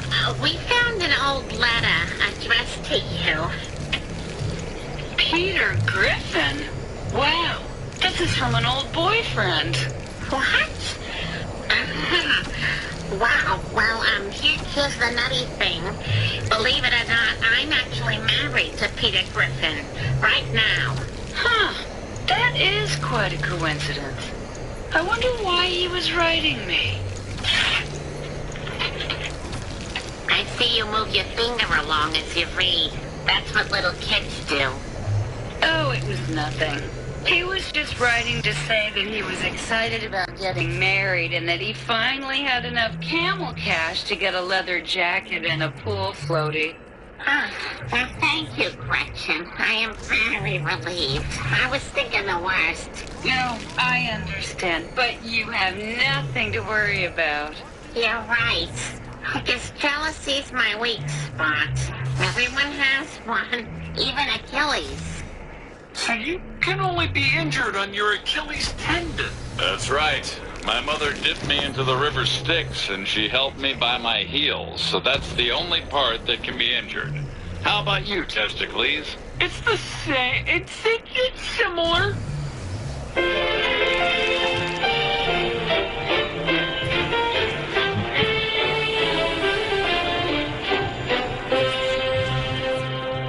So, what do you think of the house, Brian? As far as Chadley knows, this is where I live. Stewie, who owns this place? Oh, just some rich idiot I saw bragging about his vacation on Instagram. He posted a picture of his feet in sand. You're a guy, don't do that. What a dick. Hey, I'll swallow his dental floss. You pull it out of me and put it back on the roll. Good call. Oh, that must be Chadley. Hi, Stewie. I love your house. Where are your servants? Oh, probably cooking bananas and doing the cha-cha-cha. You know, this is a great house for a party. You can invite the whole class. I say, that's a brilliant idea. What the hell are you doing? Relax, these people are gone for a few more days. I'll invite everyone over and impress the whole class in one shot. That'll cover my play dates for a year. You really think that'll work? Absolutely. And when it does, I'll be as popular as the first kid in school to get his driver's license. Hey, heard you got your license. Maybe after school you could take me to get some groceries. Yeah, or maybe you and me hop in that car of yours and do some grocery shopping. Looks like you have a roomy back seat. I'd love to fill that with groceries after school. Hey, it's Stewie. All I know about cars is what my mom does.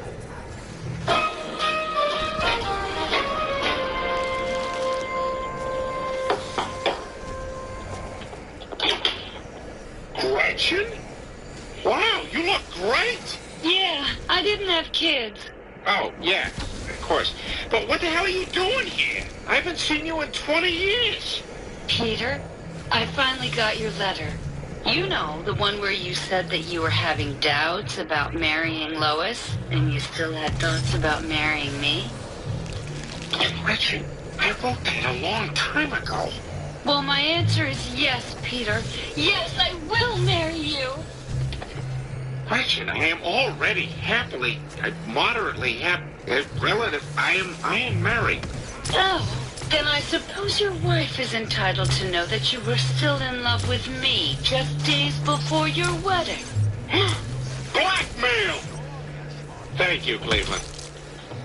And I don't know what to call the thing you're doing to me, lady.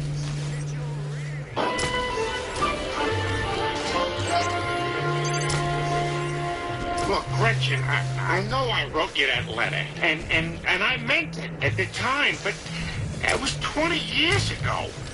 I may have had some doubts before my wedding, but what guy doesn't? And now I know I made the right choice marrying Lois.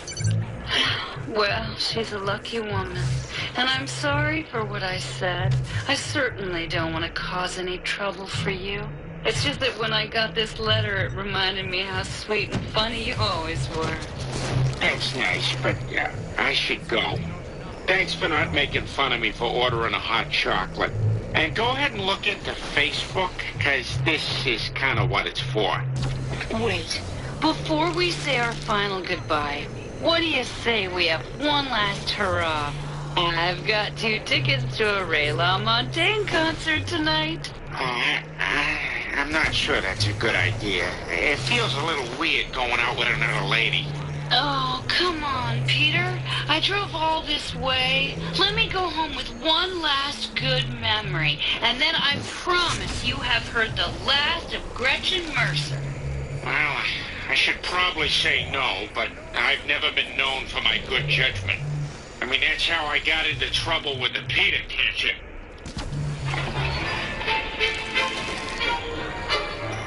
Oh, Peter! Come and get your lollipops! Lollipops! Come along, Peter! Peter, you mustn't. I've got cream pies, trinkle tots, trinkle tots.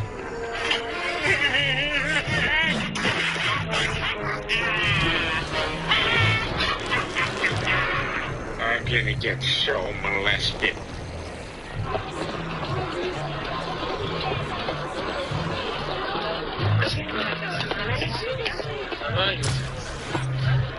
Oh, Peter, you can take off your hat and jacket. It's not illegal for 2 old friends to go to a concert. I guess you're right. And it's not like anybody I know would be at a Ray LaMontagne concert. Peter! Where'd you go? I'm gonna get your hat on. I'm sorry, Gretchen. This was a mistake. I just feel too guilty being out with another woman. I can't do this to Lois. I understand. Well, I guess there's no shame in coming in second, huh? That's right. Except in, like, wars. Aw, you are still funny, sweet Peter. Yeah, I guess so. All right, I gotta go. The beard inspector's coming anyway. Sir, where's your beard? I'm leaving. I'm on my way out. That's my Peter.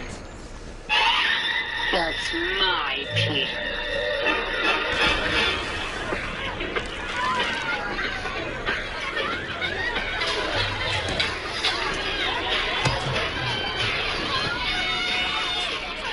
Well, looks Looks like you're actually gonna get away with this, Stewie. You threw a good party. Yeah, it's getting pretty wild. Over in the guest bedroom, there's a girl pulling a train. Get those show my dad.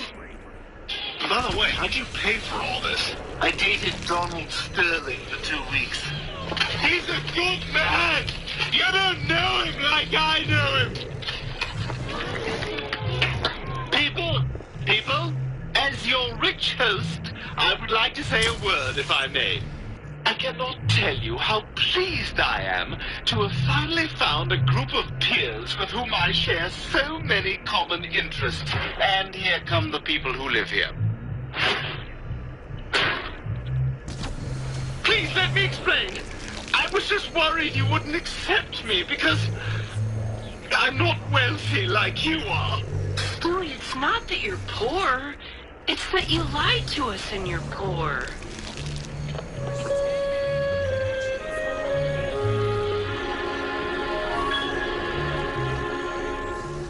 I'm sorry you lost your rich friends, Stewie.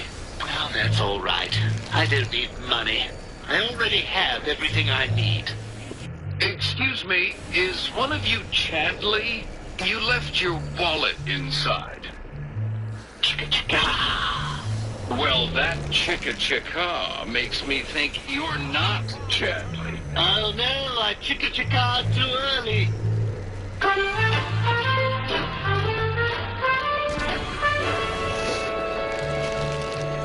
Hey, Lois, you mind if I cut out of here? Not at all. Thanks. Not to be too intimate, but I need to have a bowel movement, and I can't go here. I can only go at home or at the Kookaroo.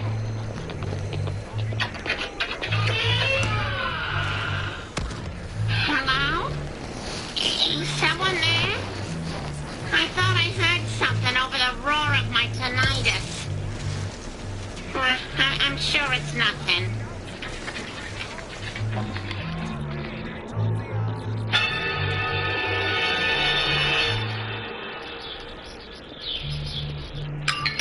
Ooh, a text! I'm taking care of our problem. We'll be together soon. Love, Gretchen. Huh. Meg, you're kind of a loner psychopath. What does this mean? Oh, this woman is clearly a spurned lover who's planning to kill Mom. Ah, thank you. Yeah! You're a good dog, Meg. Yeah!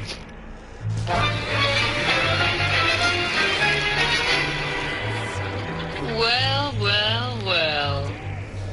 If it isn't the first Mrs. Griffin. Gretchen? What are you doing here? Making sure Peter can finally be with me, which is what he's always wanted. Gretchen, it's 3:15 on a work day. The post office is closed. Lois, Gretchen wants to kill you, and I have a slip that says we've got a package.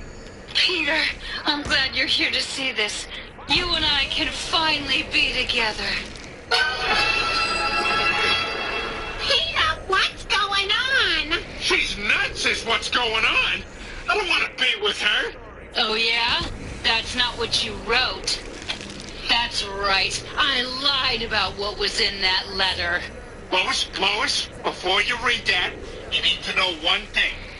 I'm the one throwing out all your beige bras. Guys don't like beige bras. You told an ex-girlfriend a week before our wedding you were having doubts? Lois, listen to me. Yes, it is true. Just before we got married, I was having some doubts. I mean, your family hated me. I didn't think I was good enough for you. We were kids. I was scared. Weren't you? No, I was in love, which is what I thought you were, too. I was in love, Lois.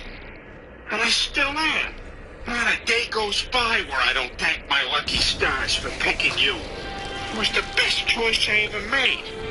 Now put that gun down, Gretchen. You don't have to do this. That's right, you don't. Because you can have him. What? I'll never forgive you for this, Peter. We're through. Oh, Peter, I can't wait for you to meet the dogs and the squirrels. Hey, Gretchen. Get away from my husband.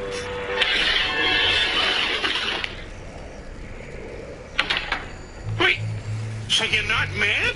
No, Peter, I was lying so she'd let her guard down. But what about the letter? Peter, do you remember me crying at our wedding? Sure, it's in all our pictures. That's doubt. But there's no doubt anymore. You're the only man for me, Peter Griffin. I love you, Lois. Oh, Peter. Now, come on. Let's get it on through a P.O. box. Peter, this isn't working. Well, I'm in full go. Are you sure you're in the right box? Yes. Box 528? Yes, 528. All right, just reach in and grab it.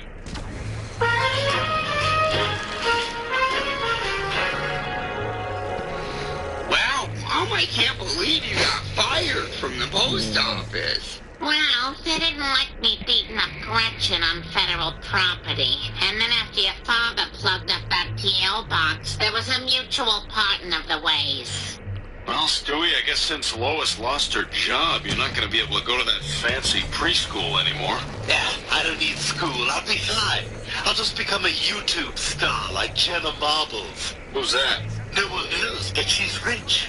As rich as Ray William Johnson. Who's that? Nobody knows, but he's rich.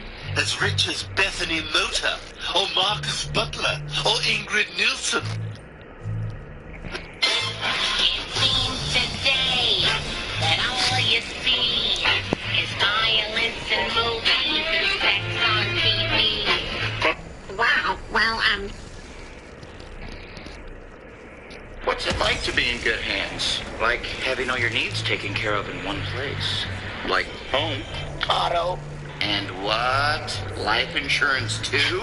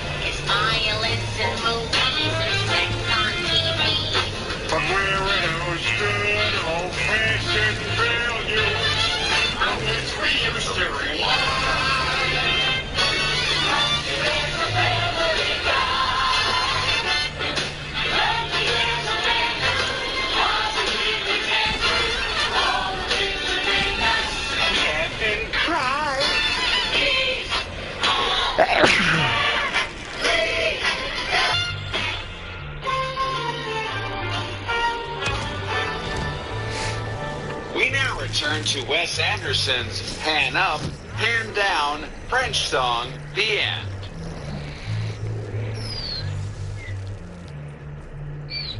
Viens sur moi, je connais le... Wow, that was amazing, I think. All right, everyone, it's time to open up our bank statements. Let's gather round for prayer. Hey, God, it's the Griffins. Again, we're very sorry we cyberbullied that girl to death, but we still want a snowmobile. Today, though, please let there be money in our bank account. Amen. Amen. Damn it, it didn't work. We're still poor. Peter, every month our savings get smaller and smaller. We really gotta figure out a better way to budget for this family's future. Bitcoin. What? I don't know. This is serious. We need to think about our kids' education.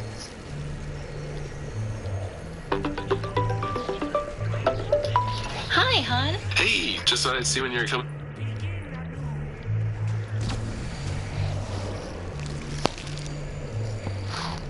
nightmare. Sounds like you must have had your first one. That's what a nightmare is?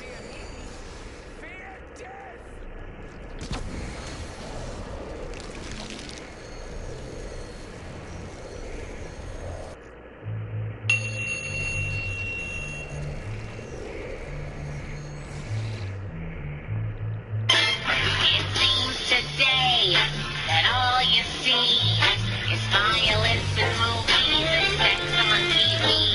But where are those good old-fashioned values from which we used to live?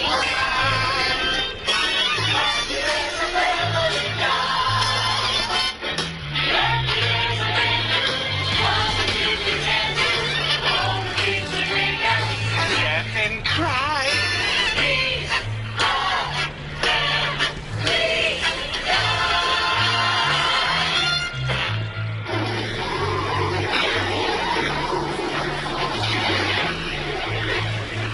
Our top story tonight, we continue to track the progress of Hurricane Flozell.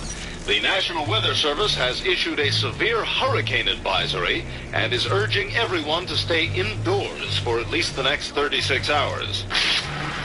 No! What happened? The wind must have knocked the satellite dish loose. Oh, crap, and I was gonna watch Gia.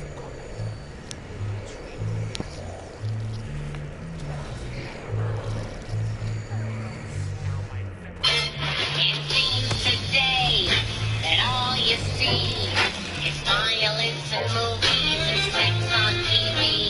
But where are those good old-fashioned values on which we used to rely?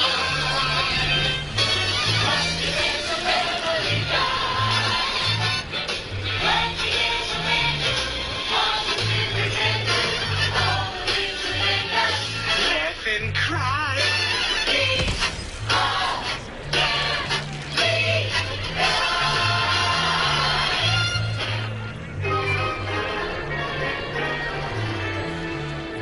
We now return to Germany's favorite talk show, Das ist gut. Dad, what is this show? I don't know, it's just a German guy listing items and then declaring them good. Willkommen! Where are we? Das ist gut! Okay, Sunsets. Das ist gut. Ja. Sauerkraut. Das ist gut. Ja. The Autobahn. Vroom vroom. Das ist gut. Oompa Music. Das ist gut. Euthanasia for the mentally feeble. Das ist gut. Das ist gut is filmed before an audience of the mentally feeble. God, I wish I could get tickets to that show. We interrupt this program to bring you a Channel 5 News special report. Good evening. I'm Joyce Kinney with this special report. The latest police statistics have revealed a significant rise in crime throughout Quahog. That's right, Joyce, and just to put it out there, Tom Tucker is packing. I drive a 2006 Infiniti, and I don't intend to lose it. So come and get some, punks. An increase in crime? That can't be right. I haven't noticed anything like that.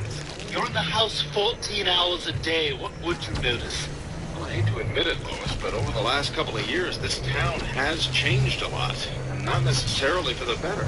Yeah, I mean, the other day I left the duty right in the middle of a crate and barrel. Came back 45 minutes later, it was gone. Yeah, even school's getting more dangerous. The bullies have been so busy, they're outsourcing their bullying to India. Okay, do you see the back of your underwear in the mirror?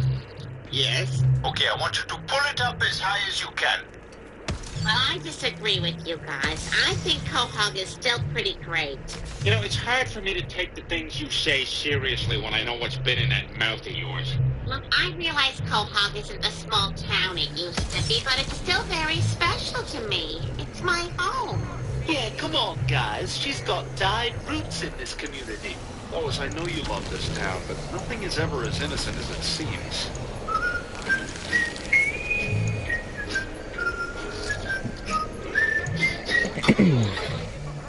Attaboy, Hope.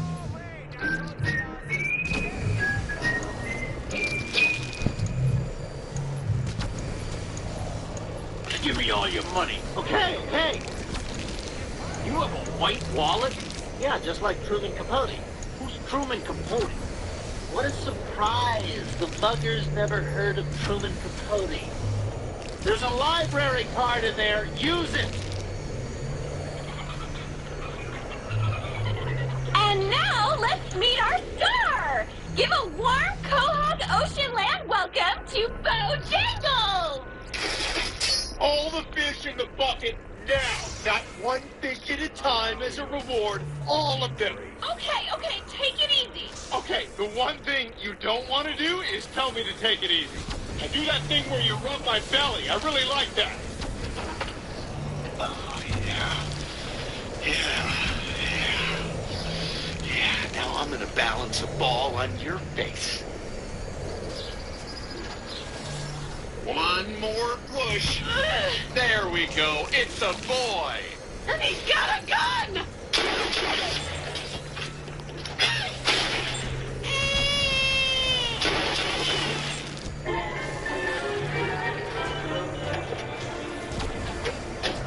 Well, you guys, we did it. We finally went to a restaurant without somebody yelling at us and then the rest of the place applauding them.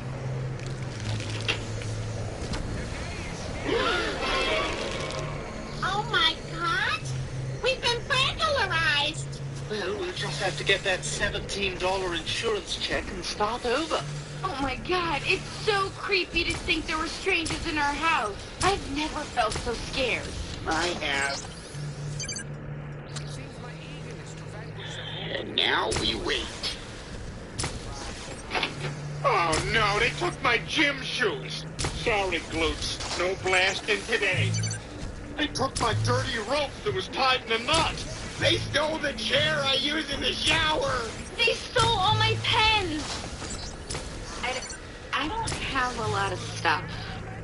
Son of a bitch. They also stole my sense of wonder. Nope. Oh, this is horrible. Maybe you guys were right. Maybe our town has changed. I know, it's awful. Pretty soon guys are just going to be showing their bonus to babies and stuff, I bet. It's sad to think that Quahog isn't safe for families anymore. I mean, all I ever wanted was to raise our children in a wholesome place, far away from all the crime and problems of the big cities. I'm reading you, Lois. I'm reading you loud and clear.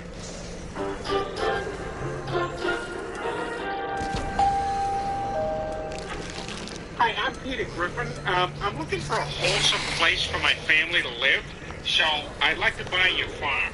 All right. Well, the going rate for my farm is $875,000. Nobody called ahead? What?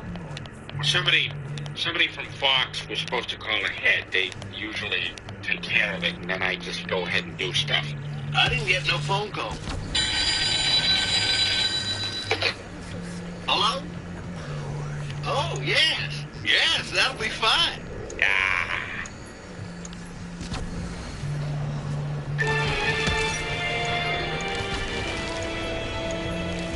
Hey, Lois, you know how I'm always buying things impulsively?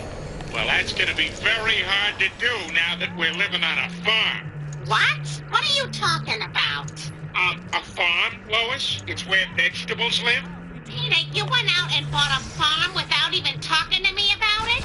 Well, Lois, in my defense, I have nothing to back up the beginning of this sentence. I can't believe this. But it's not like it's the first time you made a big family decision without consulting me.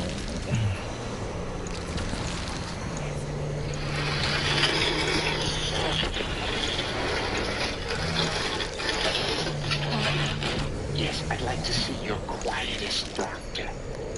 Peter, where'd you even get the money to make that kind of purchase? I sold the house, and I did it on Craigslist, so I also made a dangerous friend. What? How could you sell the house? Palmer Street is our home. I mean, I have 3 aprons that say Quahog. What do you want me to do, start all over? Well, Lois, you were saying yourself how you want our kids to grow up in a wholesome place away from the big city. I did say that. Hey, Chris, you've been telling me how you wanted to watch animals humping other animals. What might not be okay with it? That's true. And Nate, you yourself said lip-gloss unicorns Channing Tatum something bullcrap. You were listening the whole time? Don't you see, you guys? I did this for the family. Just think of this farm as our next great adventure. Like when we tried to invade the city of Troy.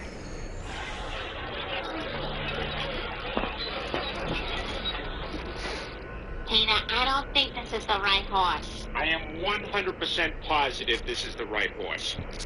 Come on, guys, what do you say? Will you join me in eating eggs fresh out of a chicken's butt?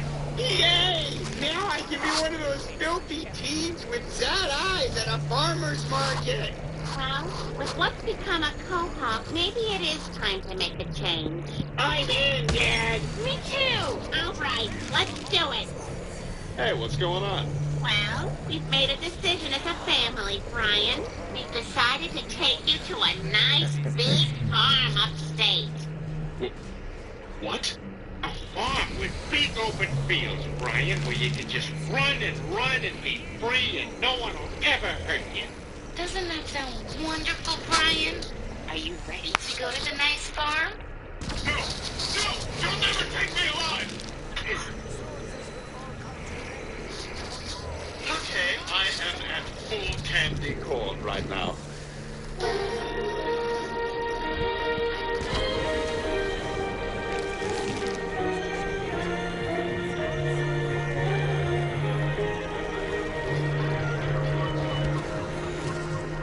Here we are, everyone. The Griffin family farm.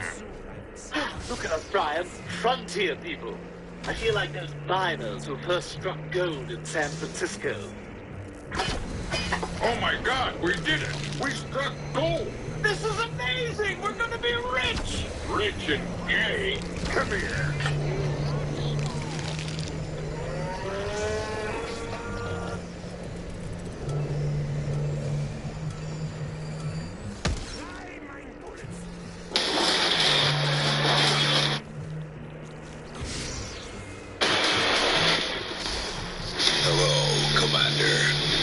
Success of the XCOM project. Peter, what are you doing? Well, Lois, a big part of owning a farm is crossing a road very slowly with cows. Okay, Bessie, now get yourself out here. Easy does it. Hey, come on, man, I gotta get to work. And so do they, sir. Hurry it up! Wait a second. Now get in line, you! Hey, I thought I told you kids to go plow in the field. But Dad, we've been plowing all morning. Yeah, I can't take any more plowing. I can barely walk. Look, I know it seems like dirty work, but Chris, you gotta spread that seed until your sack is empty. And Meg, you gotta clear away all that brush so he can plant it deep where it needs to be. Okay, we'll keep at it. But I think that hoe is pretty much worn out. Well, flip it over. You can use both sides.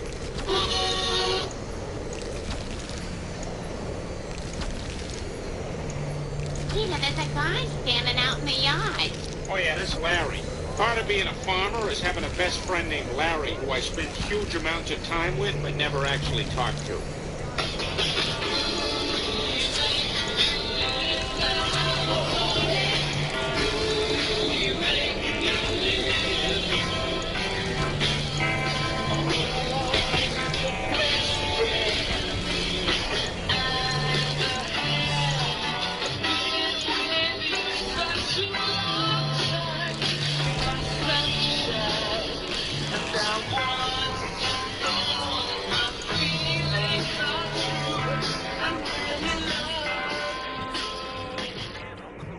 Peter, I'm dying. This is the last time I'll ever see you. Bye.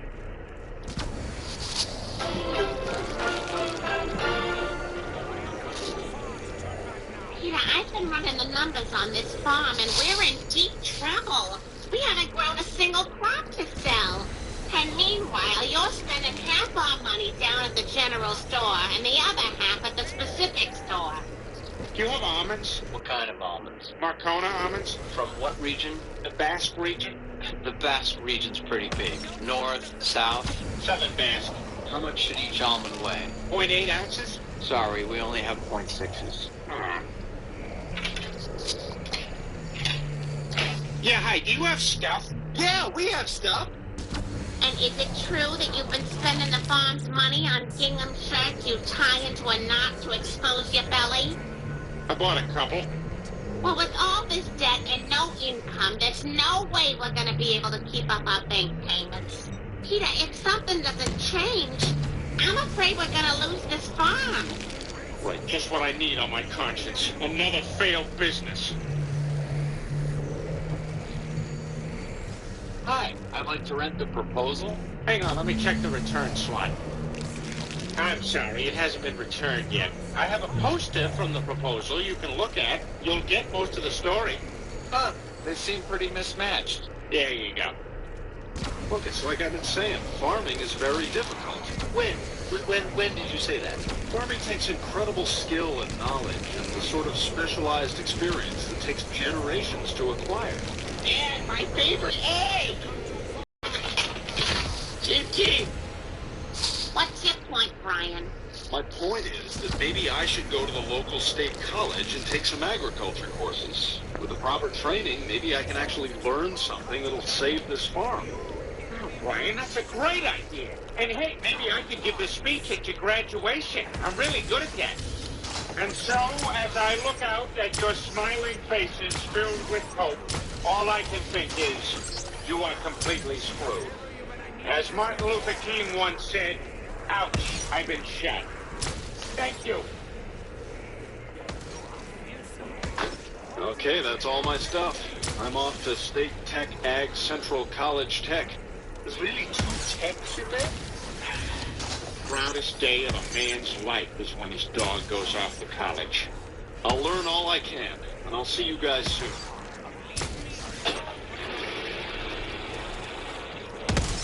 Oh, he packed a guitar? What a douche. Guys, what's that over there?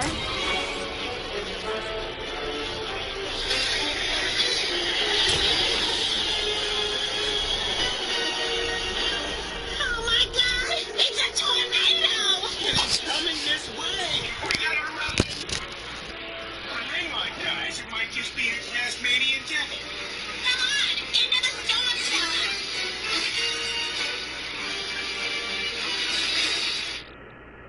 What is this place? It's really dark down here. Shh.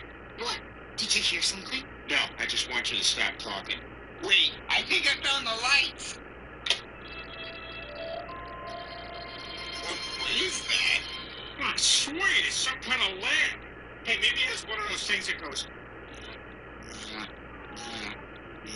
Because that's important for science. Look at all this stuff.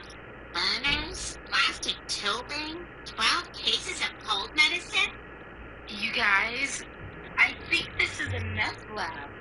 Oh my God. You mean like as in DRUGS? Aren't those ILLEGAL? What's going on? What are you guys talking about? Uh-oh, someone's getting cranky. I think he needs an NAP. What's happening? Where are you taking me? Man, I'm gonna crack this code.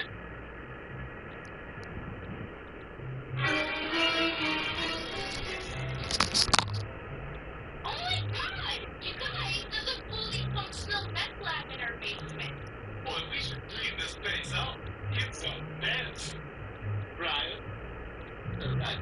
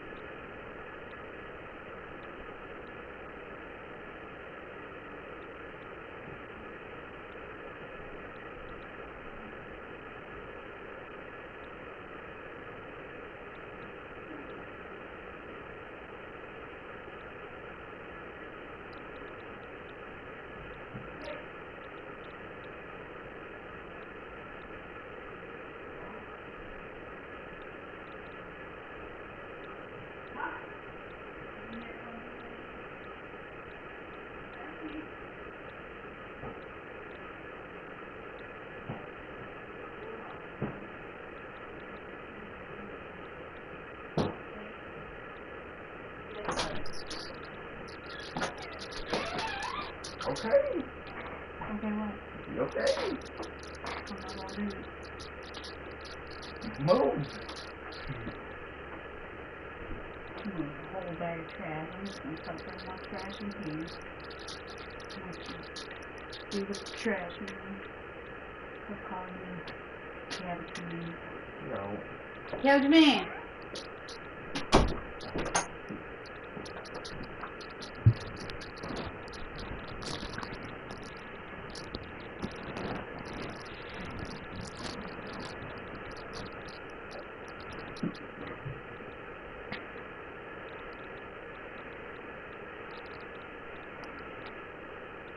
Sounds like they want us to be part of the select people that helps determine what's on TV. We're gonna be a Nielsen family? That's awesome!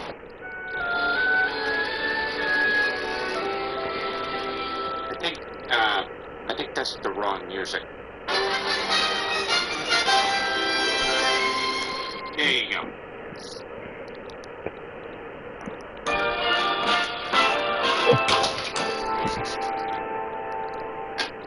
Now, this Nielsen box will keep track of everything you watch, which helps us generalize the viewing habits of millions of Americans. Oh, yes. And what was that beginning, middle, and end part again?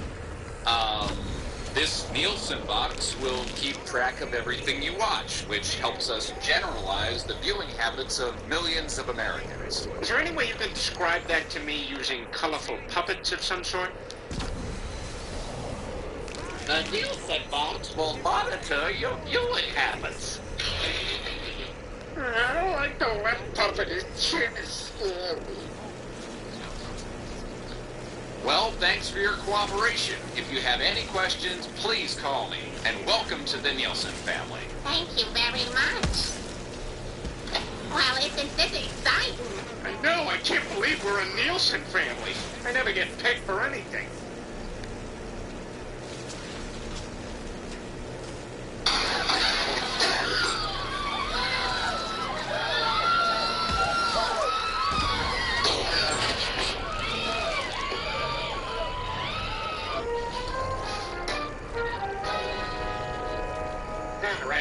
Time to do our Nielsen duty.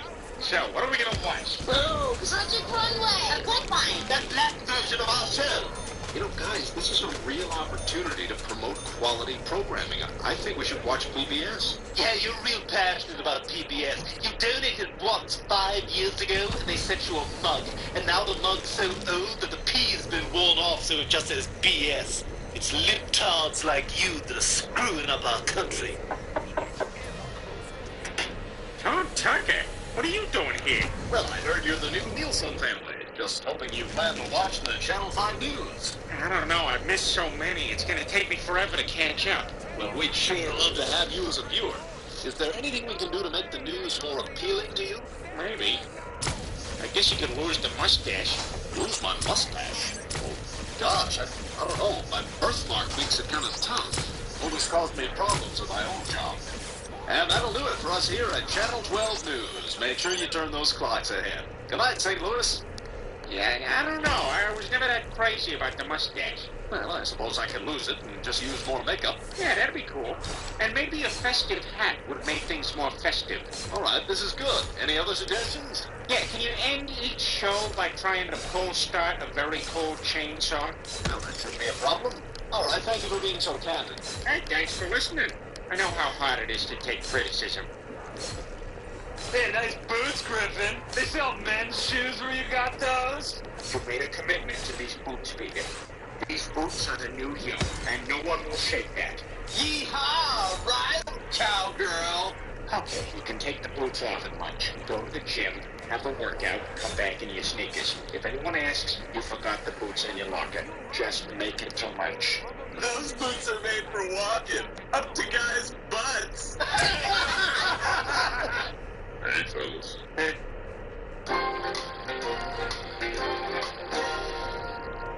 evening, Quahog. Tonight, Channel 5 mourns the loss of a dear colleague, my mustache. And as per the wishes of my mustache, his ashes were sprinkled off the coast of Acapulco, where he was born. Well, that'll do it for us here. Thanks for watching Channel 5, the most trusted name in news.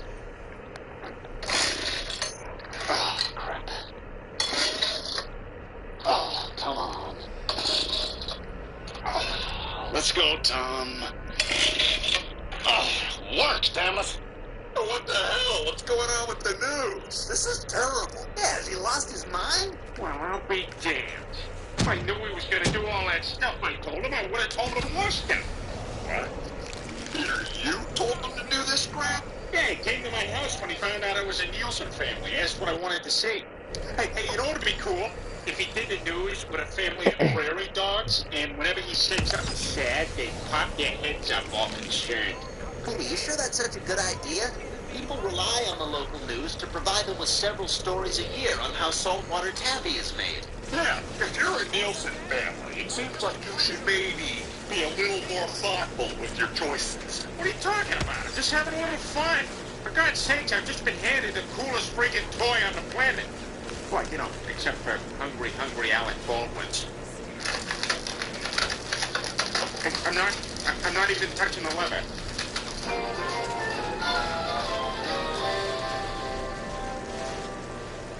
Chilling news from Long Island Sound as a 4-passenger prop plane on its way to East Hampton spun into the surf off Montauk Point. There were no survivors. Oh, that's so great. I just called them on the way home. Peter, I'm not sure this is entirely responsible. I don't see what the big deal is. I was just trying to make the show better.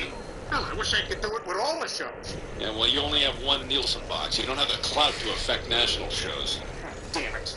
I guess that means I'll never get to see an episode of Superman where Clark Kent and Lois Lane finally get together. Lois, I love you, and I want there to be no more secrets between us.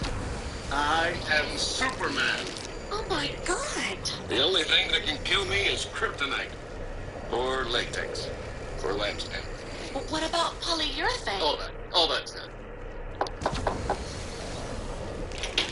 Hi, folks. Just thought I'd stop by and make sure your equipment is working properly and see if you have any questions. Yeah, is something wrong with our boat? No matter how low I turn the volume, Aziz Ansari is always shouting at me. What did I do? Thank you. I think we're good. Everything seems to be going well. Okay, great. Well, I'm just going to change out the card on your unit real quick, and I'll be on my way.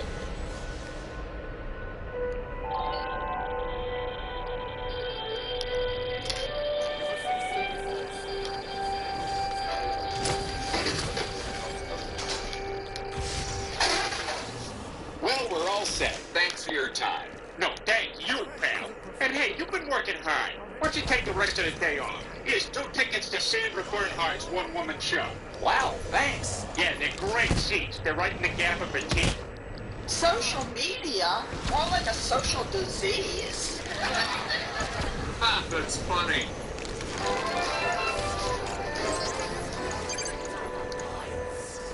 Peter, what the hell's going on here? Lois, we're no longer one Nielsen family. We're 100. More boxes, more power. And I got some ideas to make TV better. Hello, Madman Production Office. Yeah, Peter Griffin here. Could I speak with John Hamm, please? One moment. Hello? Hello, John Hamm? Peter Griffin, Nielsen family. Listen, did I catch you at a good time, or are you and the critics busy sucking each other's butts? Excuse me? Look, your show is really boring. But don't worry, I got some ideas on how you can jazz it up. Listen, I don't need your suggestions, pal. I've been a big celebrity for a year and a half now. Okay, that's how you're gonna be. We'll see how this plays out. Lois, we're not watching Mad Men no more.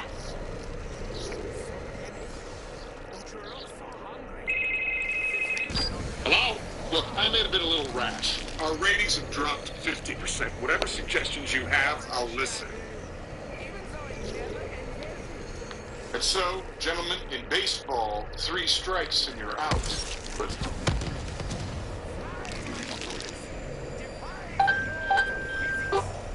3 lucky strikes, and you're in. Nice try, Don, but I'm afraid we're going to have to take them. I don't think so.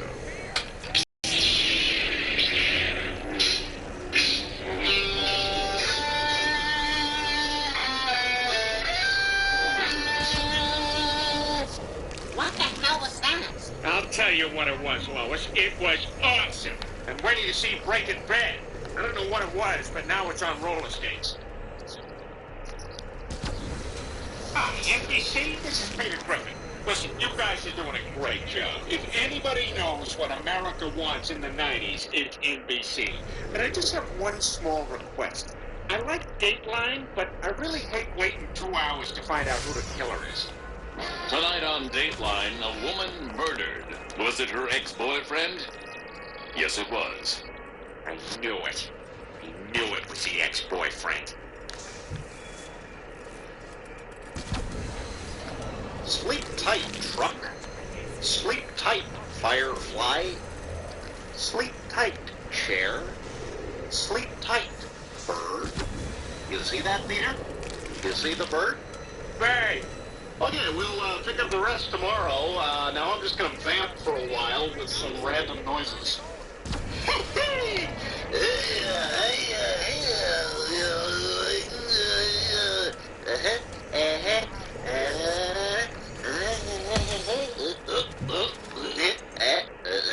Okay, good night, Peter. Good night, Dave. And here's Paul to play you to sleep with a lullaby. Hey, lullaby. Oh, lullaby. Hey, lullaby. Stop. I forgot, he's terrible. We now return to cops with banana guns. Freeze! Is that a banana? Don't worry about what it is. I'm still a cop. Whoa, hold on. All right, just take it easy. This can go a couple of ways. What the hell did Peter do to cops? Buddy, come push me out in the hump.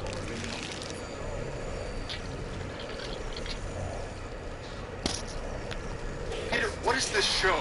It's called Creeping Up on the Kardashians. See that guy with the ponytail in the background? He sneaks up and scares the girls while they're starting businesses or getting their back waxed. What the hell? There they are! That's the Nielsen family! You ruined television. Now it's just a big old silly mess. Oh, God, an angry mob. I've got to swallow all my valuables and get out of here.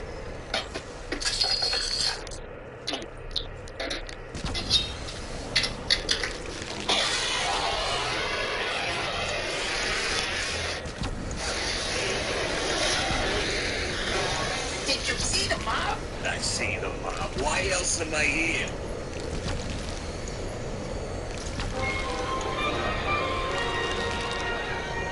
Oh my God, Peter, they're really angry. Say something. Wait, what the hell's going on? What do you mean I ruined television? You put a real cougar on Cougar Town. And now that cougar's dead because Courtney Cox ripped it apart with her teeth and claws. You turned Anderson Cooper 360 into Anderson Cooper 720. He's turning around too much. You converted the biggest loser to the metric system. Now it feels like they're not losing enough. I'm helping you guys. You're just jealous because I get to say what's on TV now. I am a Nielsen guy.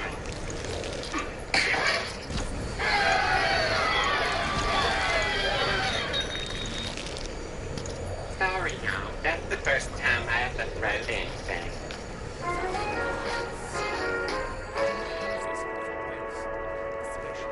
Well, if it isn't Mr. Nielsen himself. Nurse, who's the worst doctor in this hospital? You are, Dr. Hartman. Good. Put Hartman on this bozo. Hey, what can I do for you? Please, Doc, you gotta help me with this nasty gash. What seems to be the problem? No, it's my husband. Oh, well, you've got a lot of nerve coming in here after what you did to television. Now get out! Please, doctor, you've got to help him. You took an oath when you went to medical school. I took a lot of things when I went to medical school. Now, if you excuse me, I have to answer this. Hello? Hartman.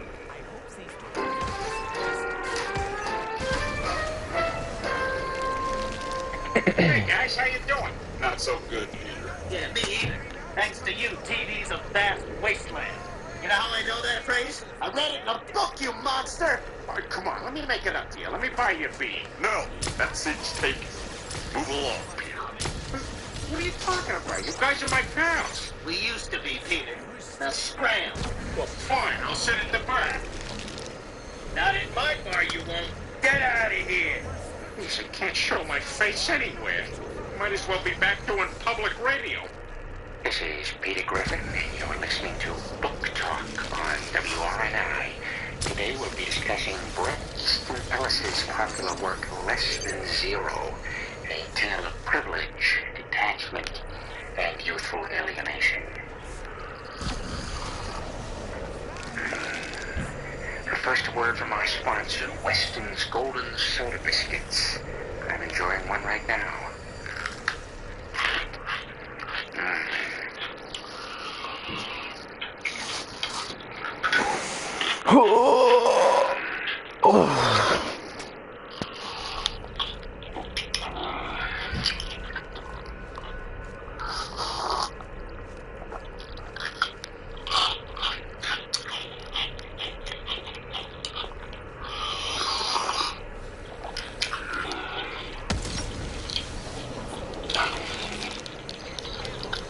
That concludes today's session of Book Talk. Tune in tomorrow when we will look at John Kennedy Toole's unheralded early work, The Neon Bible.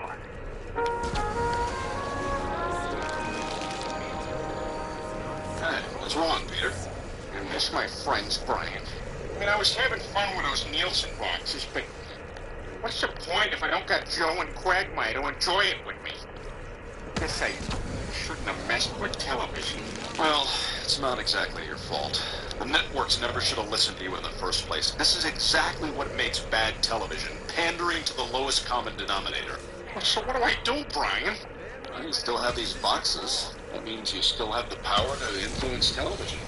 Maybe you can use that power to help restore TV to the way it was. You're right, Brian. Maybe if I watch smart, quality shows, that'll help get things back to the way they were. We can use these boxes for good. What the hell? Thanks for adding another tree to One Tree Hill. Oh my God, he destroyed every last box. Holy crap. We're sunk now, Peter. There goes your one chance to get TV back to the way it was. Wait a minute, maybe not, Brian. I think I just got an idea. Ah, I got glass in my face! Oh, crap, now I forgot what it was. I got it! Yeah, son of a bitch! You know who I hate? The troops. Yeah, me too. Whoa, whoa, whoa. Who are you? I'm Peter Griffin. I'm the guy who ruined television, and I'm the guy who's gonna fix it. Guys, I broke television, and now you have to help me fix it. Yeah, looks like this is what we beat you to.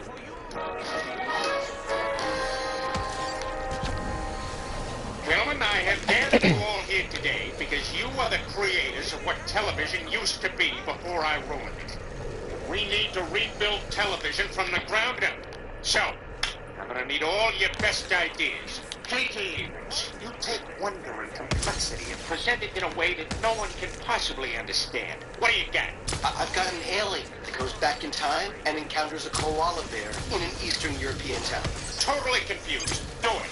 Okay, and we're gonna need 15 workplace comedies where people talk to the camera for some reason. You, and you. Go!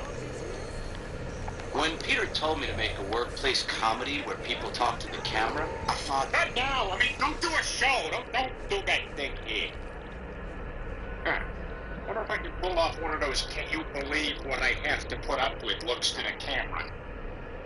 Out of the shadows, my loyal servant. Okay, Mark Burnett, you did Survivor or The Apprentice? Can you give me a reality show where people do horrible, unforgivable things to each other for embarrassingly small sums of money? I got some ideas.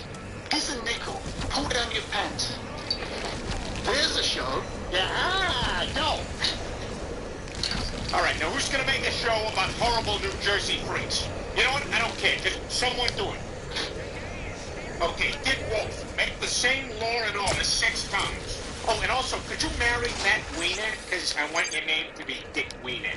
Okay, but can I go by Dick Wolf Weiner? Oh, my God, yes. Okay, bravo, people. Go find women fighting. No, you know what? Just find women. They'll end up fighting. All right, everyone who's left, make a talent show. We are done. Oh, Kelsey Grammer, what are you still doing here? I have nothing left for you. I'm sorry. Ah, then I shall take my ease under the common. I don't care what you do now.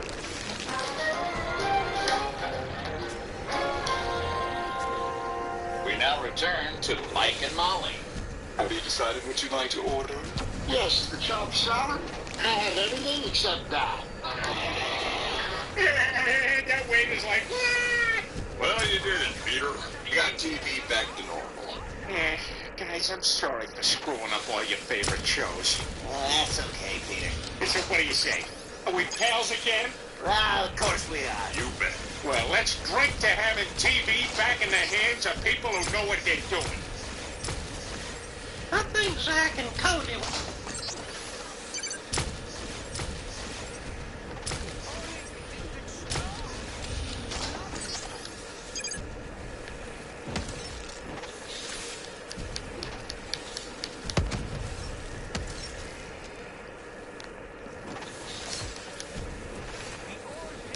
It's very serious. I'm taking us to DEFCON 4. What happens when it hits DEFCON 1? You see a dog wearing a wig.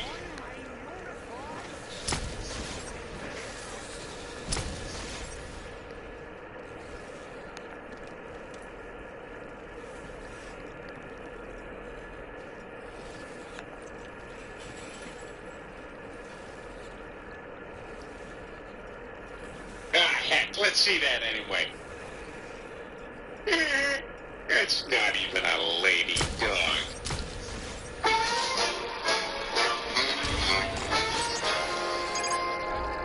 Hey, Peter, what's wrong? You've been real quiet.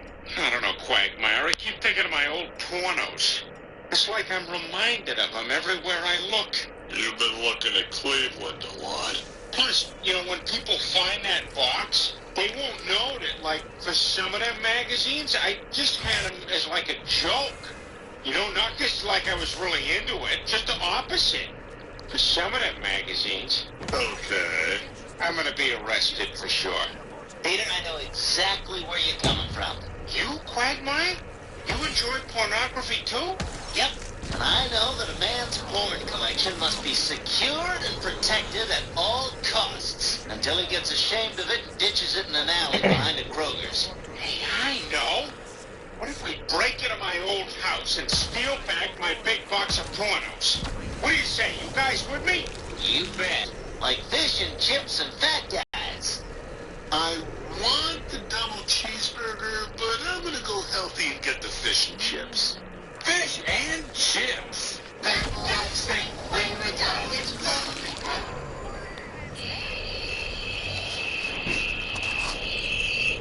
Okay, you all remember the plan. We walk up wearing our Bill Cosby masks. Peter, that's President Obama. Oh, did I just do a racism? Hello, can I help you, gentlemen? Hi. You guys have been sitting in front of my house for the last 5 hours trying on Obama masks. Is there something I can do for you? We were just getting ready to break into your house. Excuse me? Go ahead, Gosher. What? Oh, Thank you. Look, what's this all about? This guy used to live in your house, and a box of his old porn is still hidden in there. We were gonna break in and take it. And I was going to stay with the rental van because it's my name what's on the contract. Oh. Well, you could have just knocked on the door and asked. I don't want that stuff. I've got kids. Get it out of there. really? Awesome. Oh, well, that was easier than the game of Pai-Gow poker. Pai-Gow, you lose again. That was awesome. I can't believe these tables are always empty. You play again? Nope, out of money. I'm just gonna wait for my drink.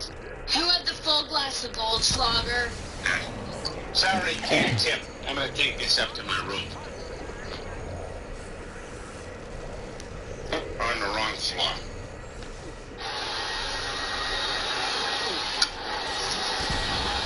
Almost time for lunch. How was everything? Delicious. The prime rib was mostly fat. Should I charge it to your room? No, I had to check out even though my flight's not until midnight. Now, how does one with no money get to the airport?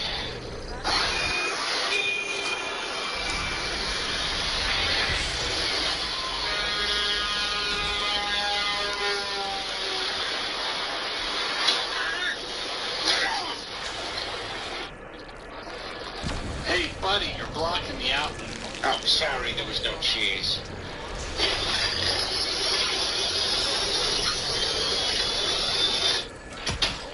Hi, Peter. How was Vegas? Oh, it's the best.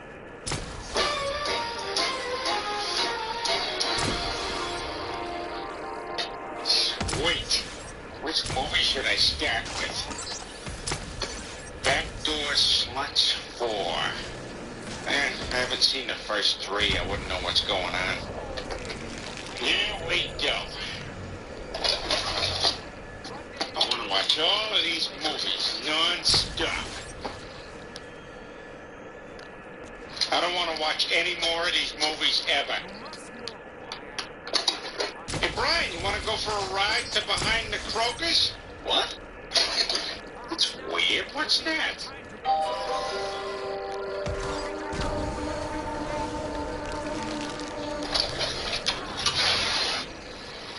Hello, future Peter. Alright. By the time you watch this, you'll be a grown-up, so I'm sure you're allowed to eat ice cream and pizza for every meal.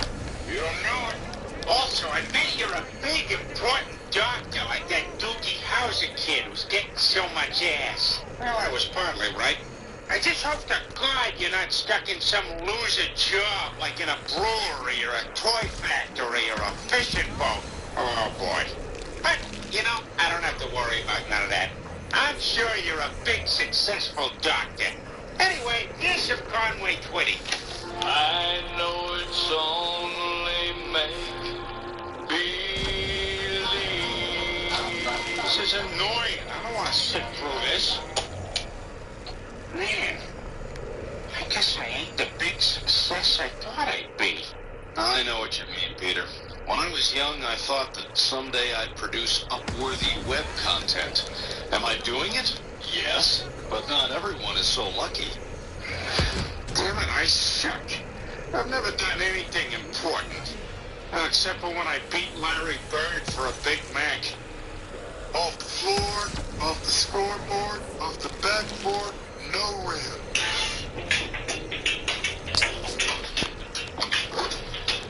Right near the basket, underhanded, effeminate gas, over the backboard, out of bounds, waddle over to get it, slip on a towel, twist my ankle, go to the emergency room. Doctors tell me it's not that bad and I shouldn't have come there. I make them give me a cast anyway, never play sports again.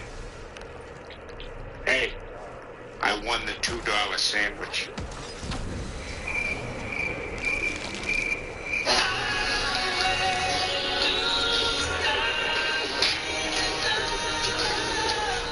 Look at me.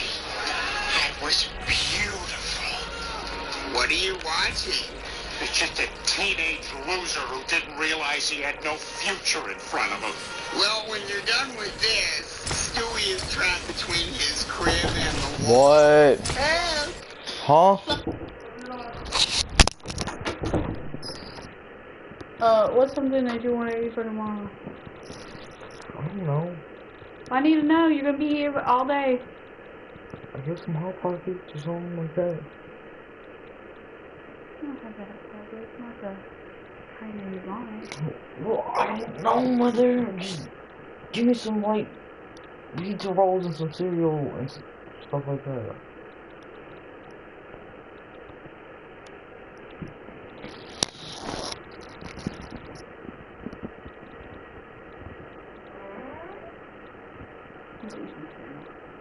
Some what?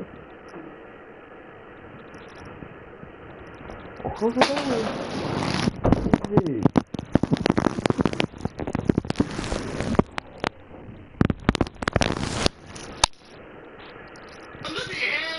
He's watching, Okay, when he's done then.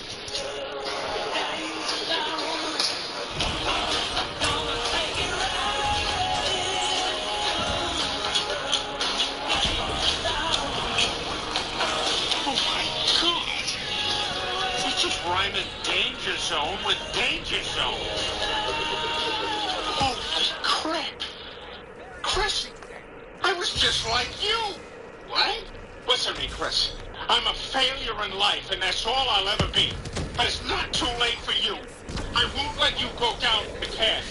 What are you saying, Dad? I'm saying, Chris, I'm gonna make sure that you grow up to be a success. Yeah, I'm gonna be a success. Would you excuse me for a moment? Computer, what does success mean? Chris, let me know when you're done with the computer.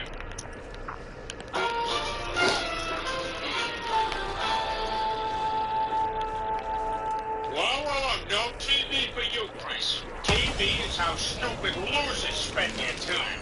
Peter, what is this all about? Trying to save our son, Lois. I don't want him to end up like me. Dead-end job, crappy house, aging wife who's getting skinny where fat's supposed to be and fat where skinny's supposed to be. Make go to your room.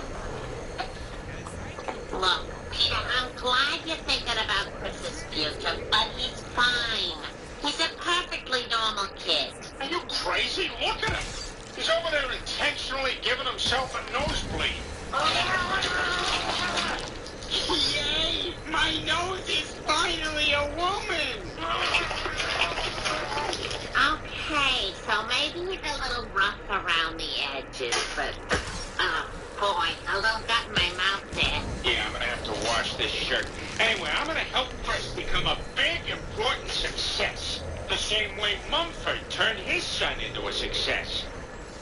Okay, Dad, heading out to the concert. Now hold on a minute, son. Where are your arm garters, your string tie, your woolen vest? You look nothing like a dry goods clerk from the Garfield administration. But, Dad... No buts. You're a Mumford. Now get upstairs, put on a jaunty traveling hat, and write the same song 25 times.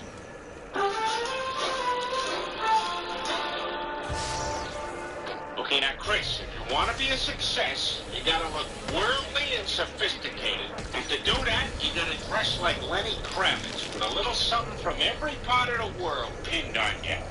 Leather bracelets, nipple ring, zippers where zippers shouldn't be, Wilma Flintstone pearl necklaces, a fur shrug with crocheted sleeves, a hat on a hat, a watch on your pinky toe. And nothing says, look at me, I've been places, like two lit road flares hanging from your sunglasses. Hey, you look like you've been places. Stop looking at me! I do not want this attention! Come on, Chris, let's get out of here.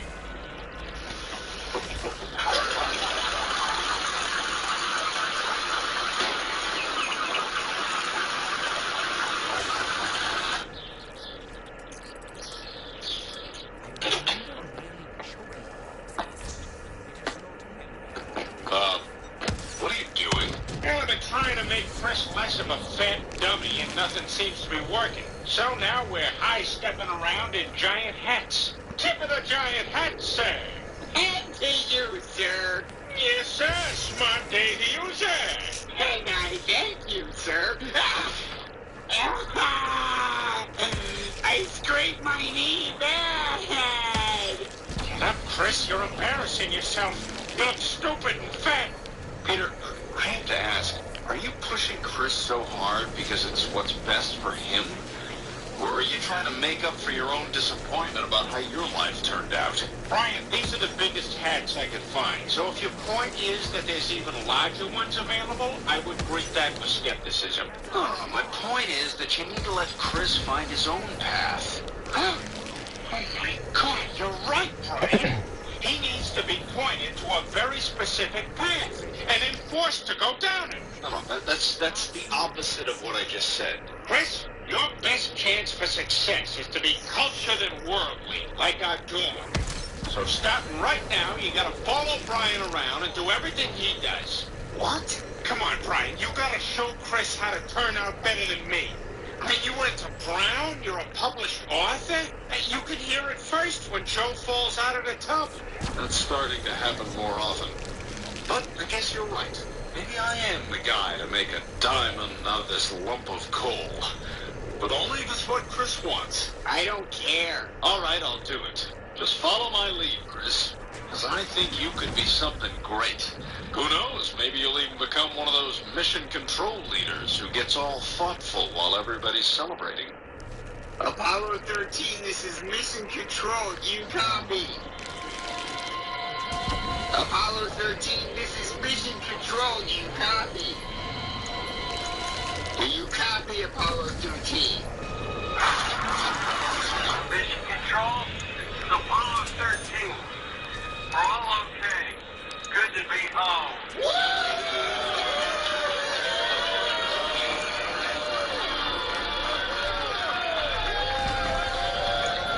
Sir, you did it! Sir, is everything okay?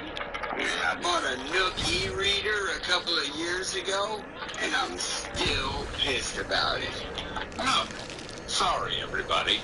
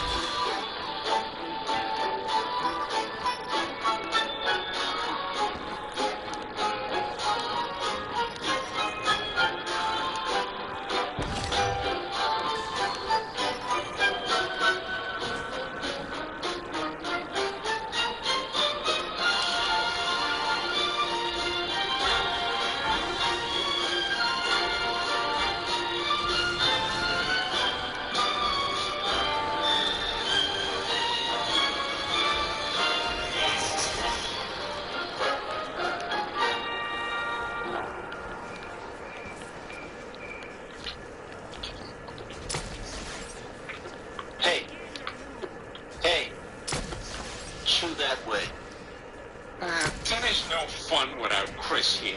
There's nobody here for me to wing my biscuit at. Well, Peter, he's been spending an awful lot of time with Brian. It's not the same. Anyway, he and Brian have been spending a lot of time together. Really? You gonna let that slide? Guy throws a biscuit at you? Good evening, all. Apologies for being so tardy. Chris, you're not tardy. We tested you twice. There you guys are. We were wondering about you.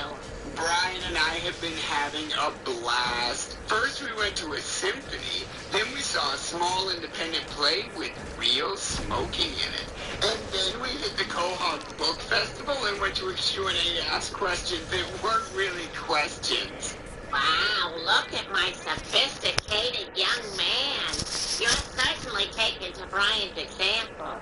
If anything, he's teaching me. I mean, not really, but you know. See, I knew Brian could put Chris on the path to success. Hey, Chris, let's celebrate. There's a new baby panda at the zoo. How about you and me go chuck tater tots at it? Chuck him at Lois. She'll just sit there and take it. Oh, Dad, that would have been fine for the old me, but Brian and I have to be going. Oh. Okay. Yeah, we're off to see an old movie on a temporary screen in a muddy, freezing park. That sounds awful. It is awful, but at least parking will be impossible. Bye! Jeez, I feel like I just lost my son. His skin tag in my crack and it stings when I don't wipe right. This has been a bad dinner.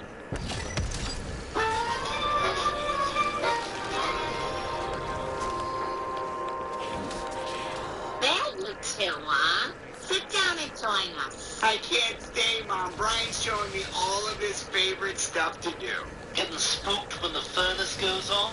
We're participating in an autism walk. Looks like you're doing it right now. And we may be gone for a while, because after that we're going down to the Civic Center. Michael Ian Black is cocking his eyebrows for 4 hours. He says the things we don't care to say. Bye! sick of how much time Chris is spending with Brian. Probably smooching pickles.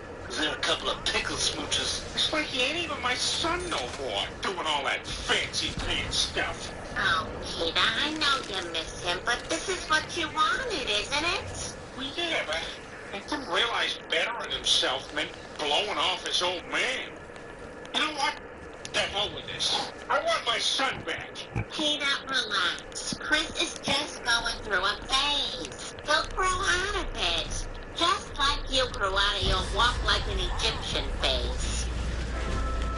Paul was a good man. A good friend. I'll always remember how supportive he was. When... I'm sorry. I can't do this.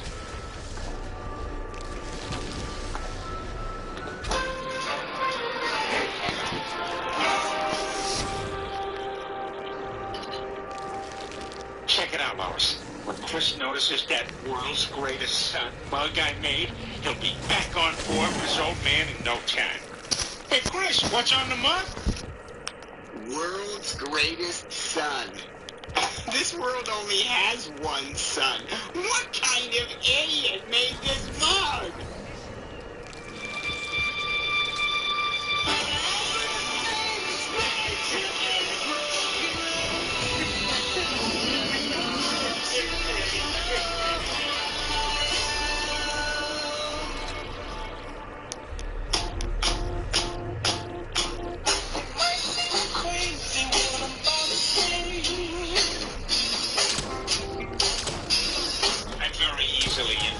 By music.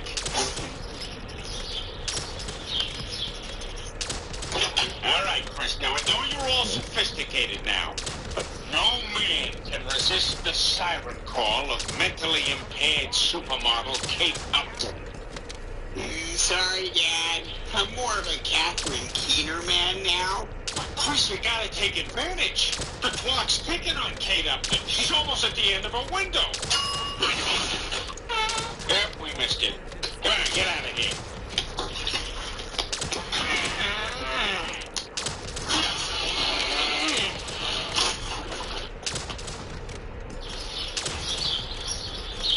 Sorry, Lois, I need the TV. I gotta win my son back. What are you talking about, Peter? You know how Brian's got Chris watching all them fancy foreign films now? I figure I can lure Chris in with this French movie. Le Roquet Trois.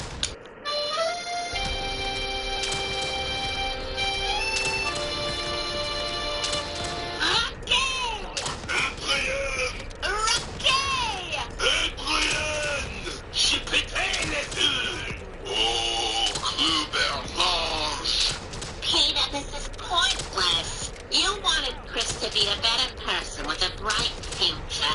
And thanks to Brian, that's what he has now. Yeah, but I don't even recognize Chris these days. I never get to spend time with him. It's like Chris ain't my friend no more.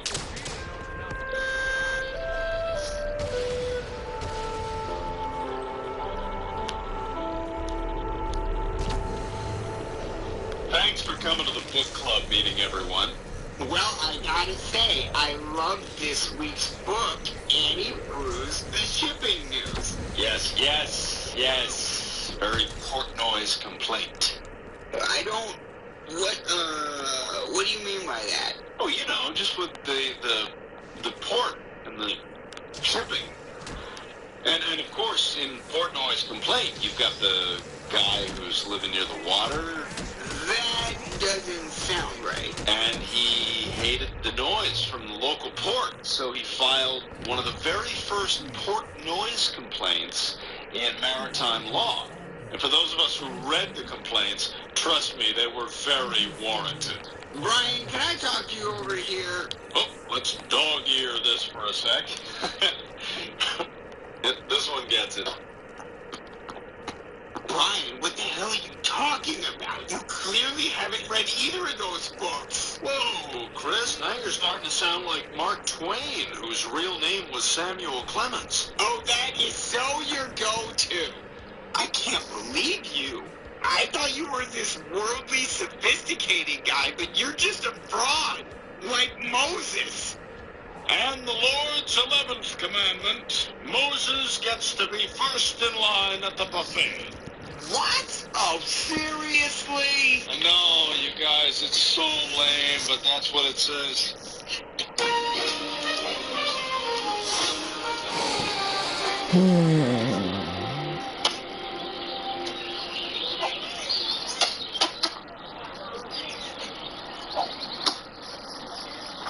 Why are you doing that?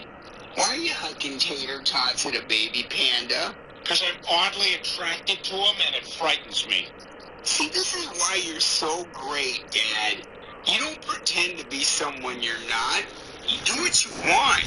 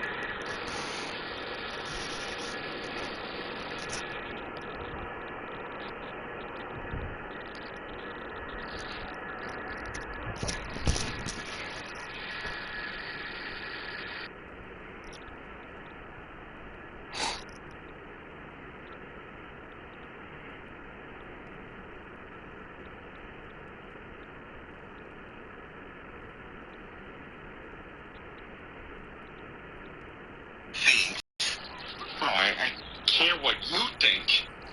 Look, Chris, you don't mind for you, but I guess I just don't want you to become too good for your old man. Just like you when I grow up.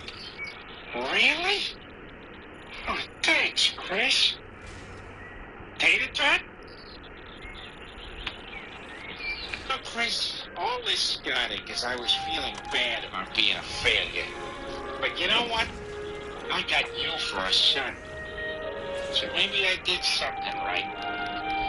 I love you, Dad.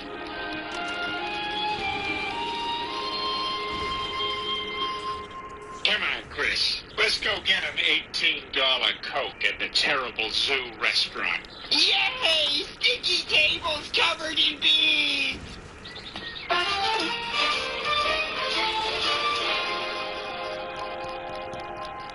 Coming up, we'll tell you where to look when talking to a coworker in the bathroom. The answer might surprise you.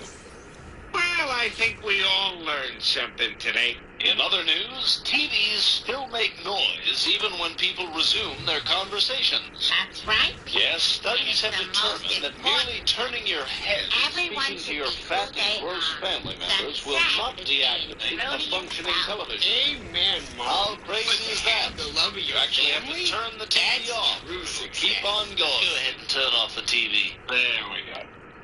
It seems today that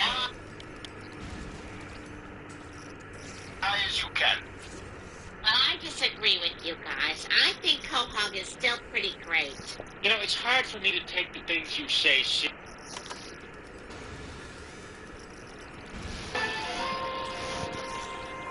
We now return to Star Trek II, The Wrath of Khan, edited for goats. I roamed for all eternity, sent on a dead planet. Very alive. Very alive.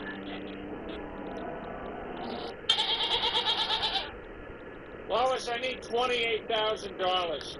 For what?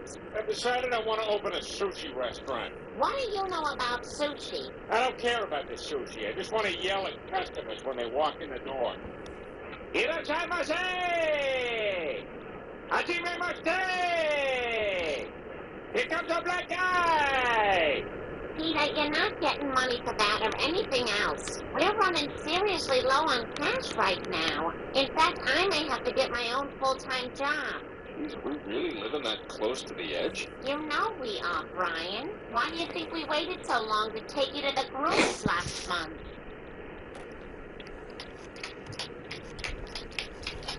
Hey, isn't it time for me to get a haircut? Oh, no. I think you just got one. Are you sure? Because I feel like my nails are really long. Yeah, I'll check, but I'm pretty sure it's not for another couple of weeks. What day is this?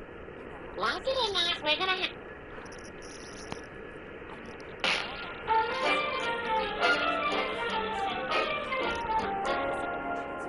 Well, Chris, looks like another day of nobody joining us for lunch. Yeah, we never should have let that blind girl touch our faces.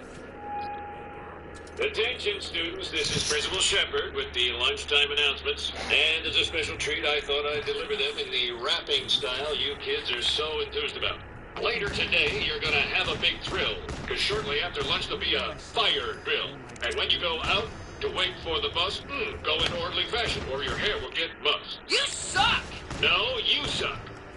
I can't hear you. I just presume somebody must have yelled, you suck. Anyway, last announcement. Don't forget it's time to vote for Homecoming King and Queen. Nominations are due by 3 p.m. today. Peace out. No, you're a douchebag. Wow. Can you imagine if one of us was Homecoming King? Then people would want to sit with us at lunch. Yeah, you should run. I'll nominate you. You know what? I'll do it. Maybe I'll surprise everyone. Like when you find out a buttoned-up librarian is actually super sexy. Excuse me, ma'am.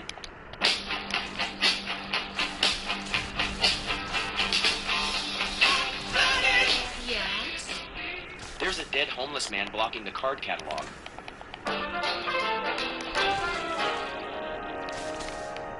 Well, there goes Jerome loading the urinal up with Ike.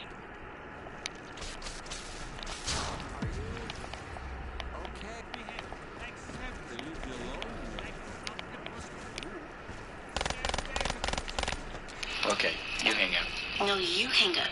No, you. Okay, let's do it together. On 3, 2, 1. Hello? Hey there. I said something down. I blew it. Gonna go play me my melting game. Man, I'm starting to get drunk. Is it even noon yet? It's only 10:40. 10:40? Oh, crap, we gotta get out of here. That's when Taco Bell throws all the breakfast food in the dumpster. Can't let that raccoon get all of it.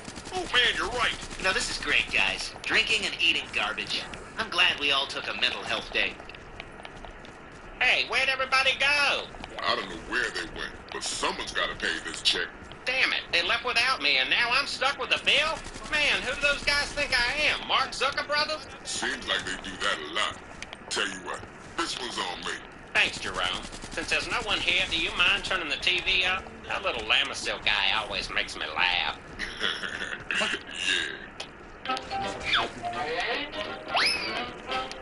What do you think he is, like a Martian? Like a little shoe Martian? I don't know. I just hope he ain't down there in my shoes. No, he's loud. If he were down there, we'd know it.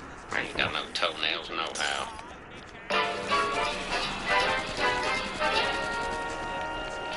Hey, everybody, guess what? I'm running for Homecoming King. You what? Yeah, Neil nominated me. Why are you home from school and Meg's not? Has she taken a lover? Well, the voting is tomorrow, so I've got to write my speech. Luckily, Chris Griffin rhymes with Homecoming King, so I've got my opening line.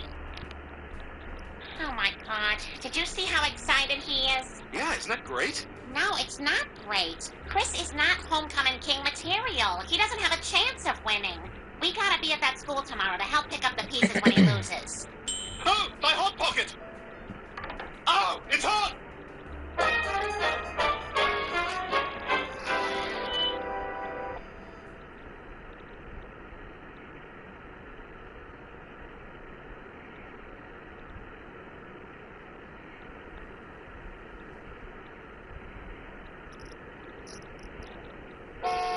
Oh, that must be Jerome. What the hell's Jerome doing here? We didn't order any drinks. No, he and I got plans. We're gonna go down to Carver High School and look at that mural of black achievement. They got a manila folder taped over Dr. Cosby's face. What?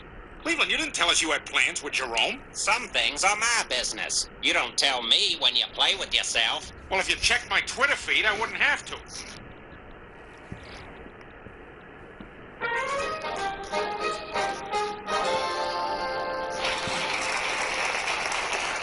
And if you elect me, I will be as good a homecoming king as a touchdown. And our final nominee for Homecoming King is Chris Griffin. Thank you. I'm Chris Griffin. Webster's Dictionary defines smegma as a sebaceous cheese-like substance around the head of the penis. But what is a king? Oh, God, this is already hard to watch. Like that Bourne movie where they couldn't get Matt Damon. We're facing a biochemical attack of untold proportions. Unfortunately, Jason Bourne's not available. Who have we got? We have the 6th build guy from the Avengers. The Arrow guy who frowns a lot.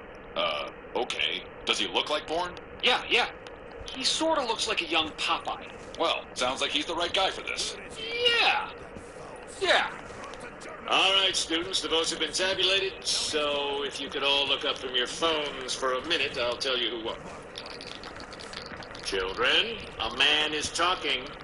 All right, I better head down there. I brought a bag of marshmallows and a belt for Chris to bite on during his meltdown.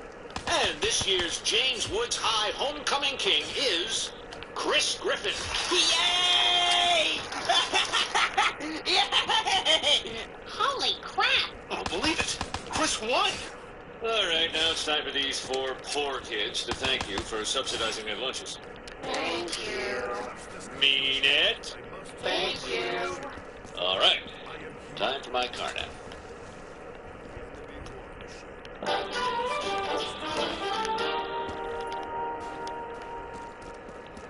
Hey, there he is, the new king.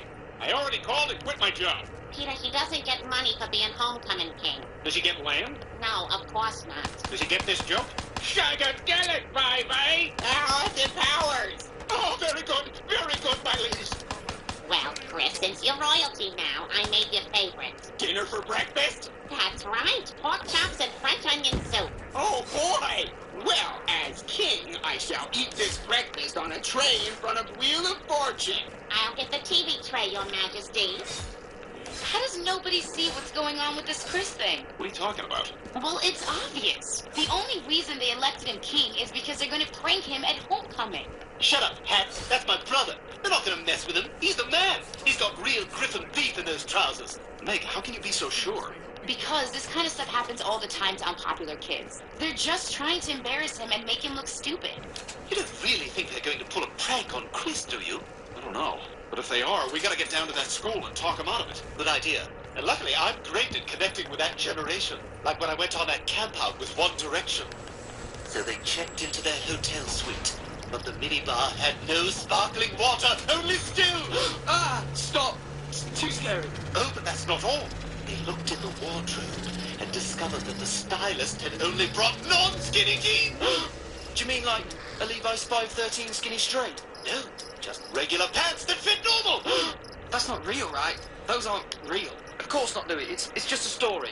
And I guess that means these aren't real! Yeah, they're gonna die in the woods. Simon, are they tagged? They're tagged, right?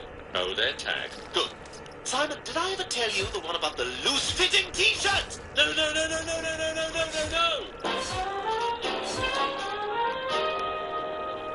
All right, if we want Cleveland to stop spending all his time with Jerome, we gotta remind him how much fun we are. So, let's just have fun. How do we do that? I don't know. A little bit of this. Okay, that seems like fun. What about one of these? Yeah, sure, there's no wrong moves. What if I brush my shoulders off? Original ideas are preferred, but sure. 3 fun guys, room for 4. I don't know if it's working, Peter. I don't know if it's fun. It's more than fun, it's foon. That's a fun way to say fun. Hey, how foon would it be if we waved sticks around? I really don't know what we're doing. It's foon from the word before. I don't see what... All right, first let's take your blood pressure, because that's like our favorite thing to do around here. Okay, we all know how much Cleveland loves Tecmo Bowl, so let's start playing on the Raiders on Bo Jackson, and hopefully he'll show up. That's no fair. Bo Jackson's too fast. Guys, do we want Cleveland back or don't? Oh, here we go. Bye-bye. See, Peter, he's too fast. You gotta tackle me. It's B. You gotta press B. I'm pressing B. He's too fast. Going over here? Going over here now? Never get tired. Change your guy, Quagmire. Change your guy. I'm trying. Peter's cheating. You're cheating, Peter. I'm not cheating. I'm following the rules. I'm just really good. You're not really good. You just got Bo Jackson. Bo Jackson also played professional baseball. Shut up, Joe. Everybody knows that. Kansas City. Royals. Can't stop, won't stop. Bo, Mike, go. Oh, stop. Nope, going back the other way. What? Are you going backwards? Just score. Now I'm going to run out the quarter. I'm not playing now. My controller's down. Seems like your controller's been down the whole time. Who's Barris? You got to switch off Barris. Get it to Ronnie Lott. Pretty much anyone but Barris. Oh, no, I'm all the way back here now. I'm in my own end zone. What am I doing? Too bad I'm not Bo Jackson. Oh, wait, I am. Ridiculous. Oh, yeah. Here you go, Quagmire. You're about to tackle me. Watch this. Damn it! Less than a minute. Shut up, Joe! He's gonna do it. He might do this. I don't know. A lot of football still to be played here. I'm hitting reset. Don't you dare hit reset. You hit reset, you're banned for life. Take this. Joe, do you want to play? Yeah, I like being this guy. I see. A zig. A touchdown. Yeah! I won the game. And now I'm going to jump Bo Jackson! All right, we want to get Cleveland back. I'm Chris Zelch, and I'm a DiGiorno baker.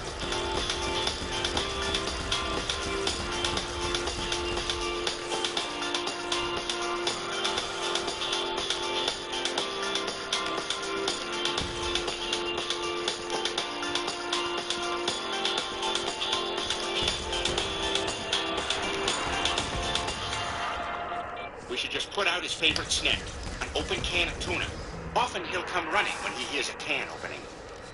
Peter, stop. Yeah, I think it's time we address the elephant in the room.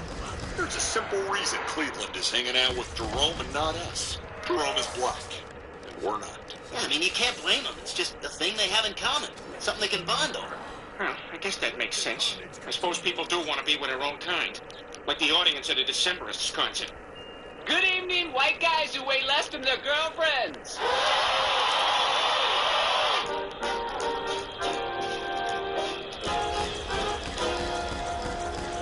God, a lot of gym teacher suicide memorials in this place. All right, let's find the coolest kids here and see if they know anything about a prank on Chris. Those chicks in the skirts look pretty cool. Hey there, Brian Rockwell. This is my friend, Stewie Goldberg. What? I don't know my way around the school, so I figured I'd get the deets from a couple of seniors. Download me. Brian, it's not Goldberg, by the way. We should ask about the prank. I'm earning their trust. Hey, I'm new here, but you know what'd be crazy? If me, a guy, went in the girls' room with you two. I mean, that would be so wild. We should totally just go in there. Brian, stop. That'd be hilarious. I'm in. Stewie, go wait in the car. No, we are here to get information about Chris. Go wait in the car. They had security guards in the bathroom. We live in such a culture of fear now.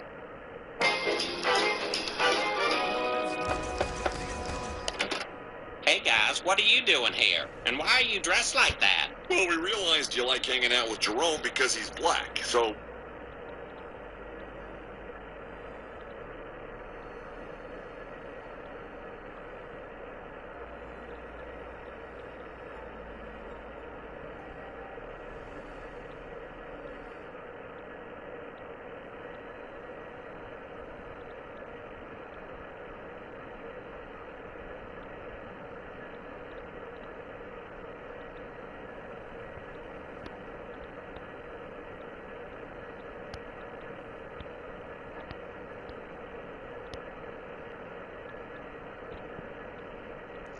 We wanted you to know we can be black guys, too. Yeah, in fact, we can even be famous movie black guys. I'm Bagger Vance. I also am Bagger Vance. I'm Kazam from Kazam. You really think I'm only hanging out with Jerome because he's black? I hang out with Jerome because, unlike some people, he actually takes an interest in my life. And he would never stick me with the bill by walking.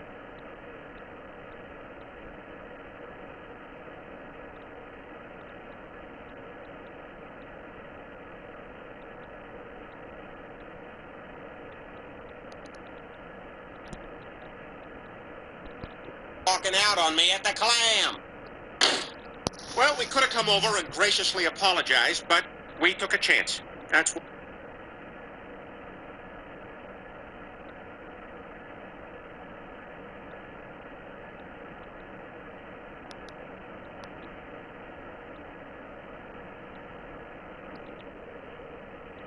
I like about us.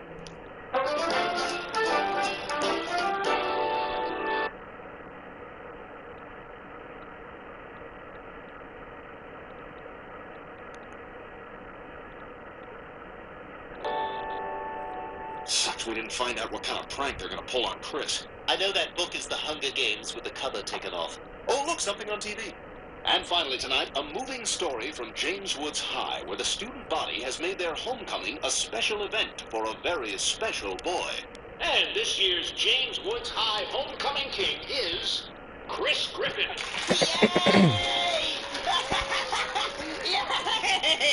That's right, Chris Griffin, a tubby spaz with a heart full of dreams, gets to feel normal for a night, thanks to the kindness of his peers. Oh. I just see him walking around with his hands down his pants all day, and he's just so fat and weird, so we feel bad. Yeah, last year we did the burnt up kid, so this was a slam dunk. Oh my God, they just elected him out of pity because they think he's mentally challenged. Kind of like we did with George W. Bush, huh? Right? I guess, Brian. I don't know. Let's just watch some commercials.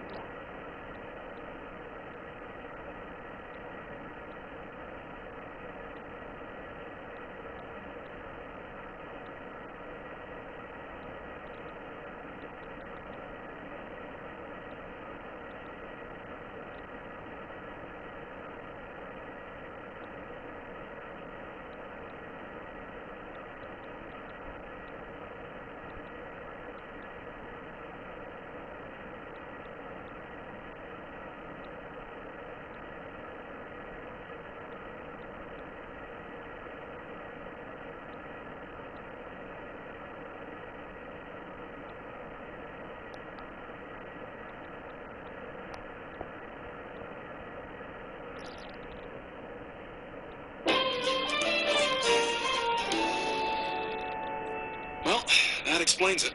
The only reason Chris is homecoming king is that all the other kids feel sorry for him. Do you think he knows? I can't imagine.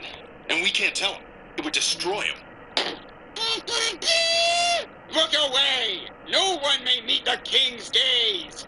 So, hey, congratulations again on that, homecoming thing. Why congratulate me on a right and natural turn of events? Now, if you'll excuse me, I shall select 3 things from Stewie's room that I wish to be mine. There's a book in there on how to eat healthy. Why don't you take that, you fat bitch? Well, he obviously doesn't know it's just a pity vote.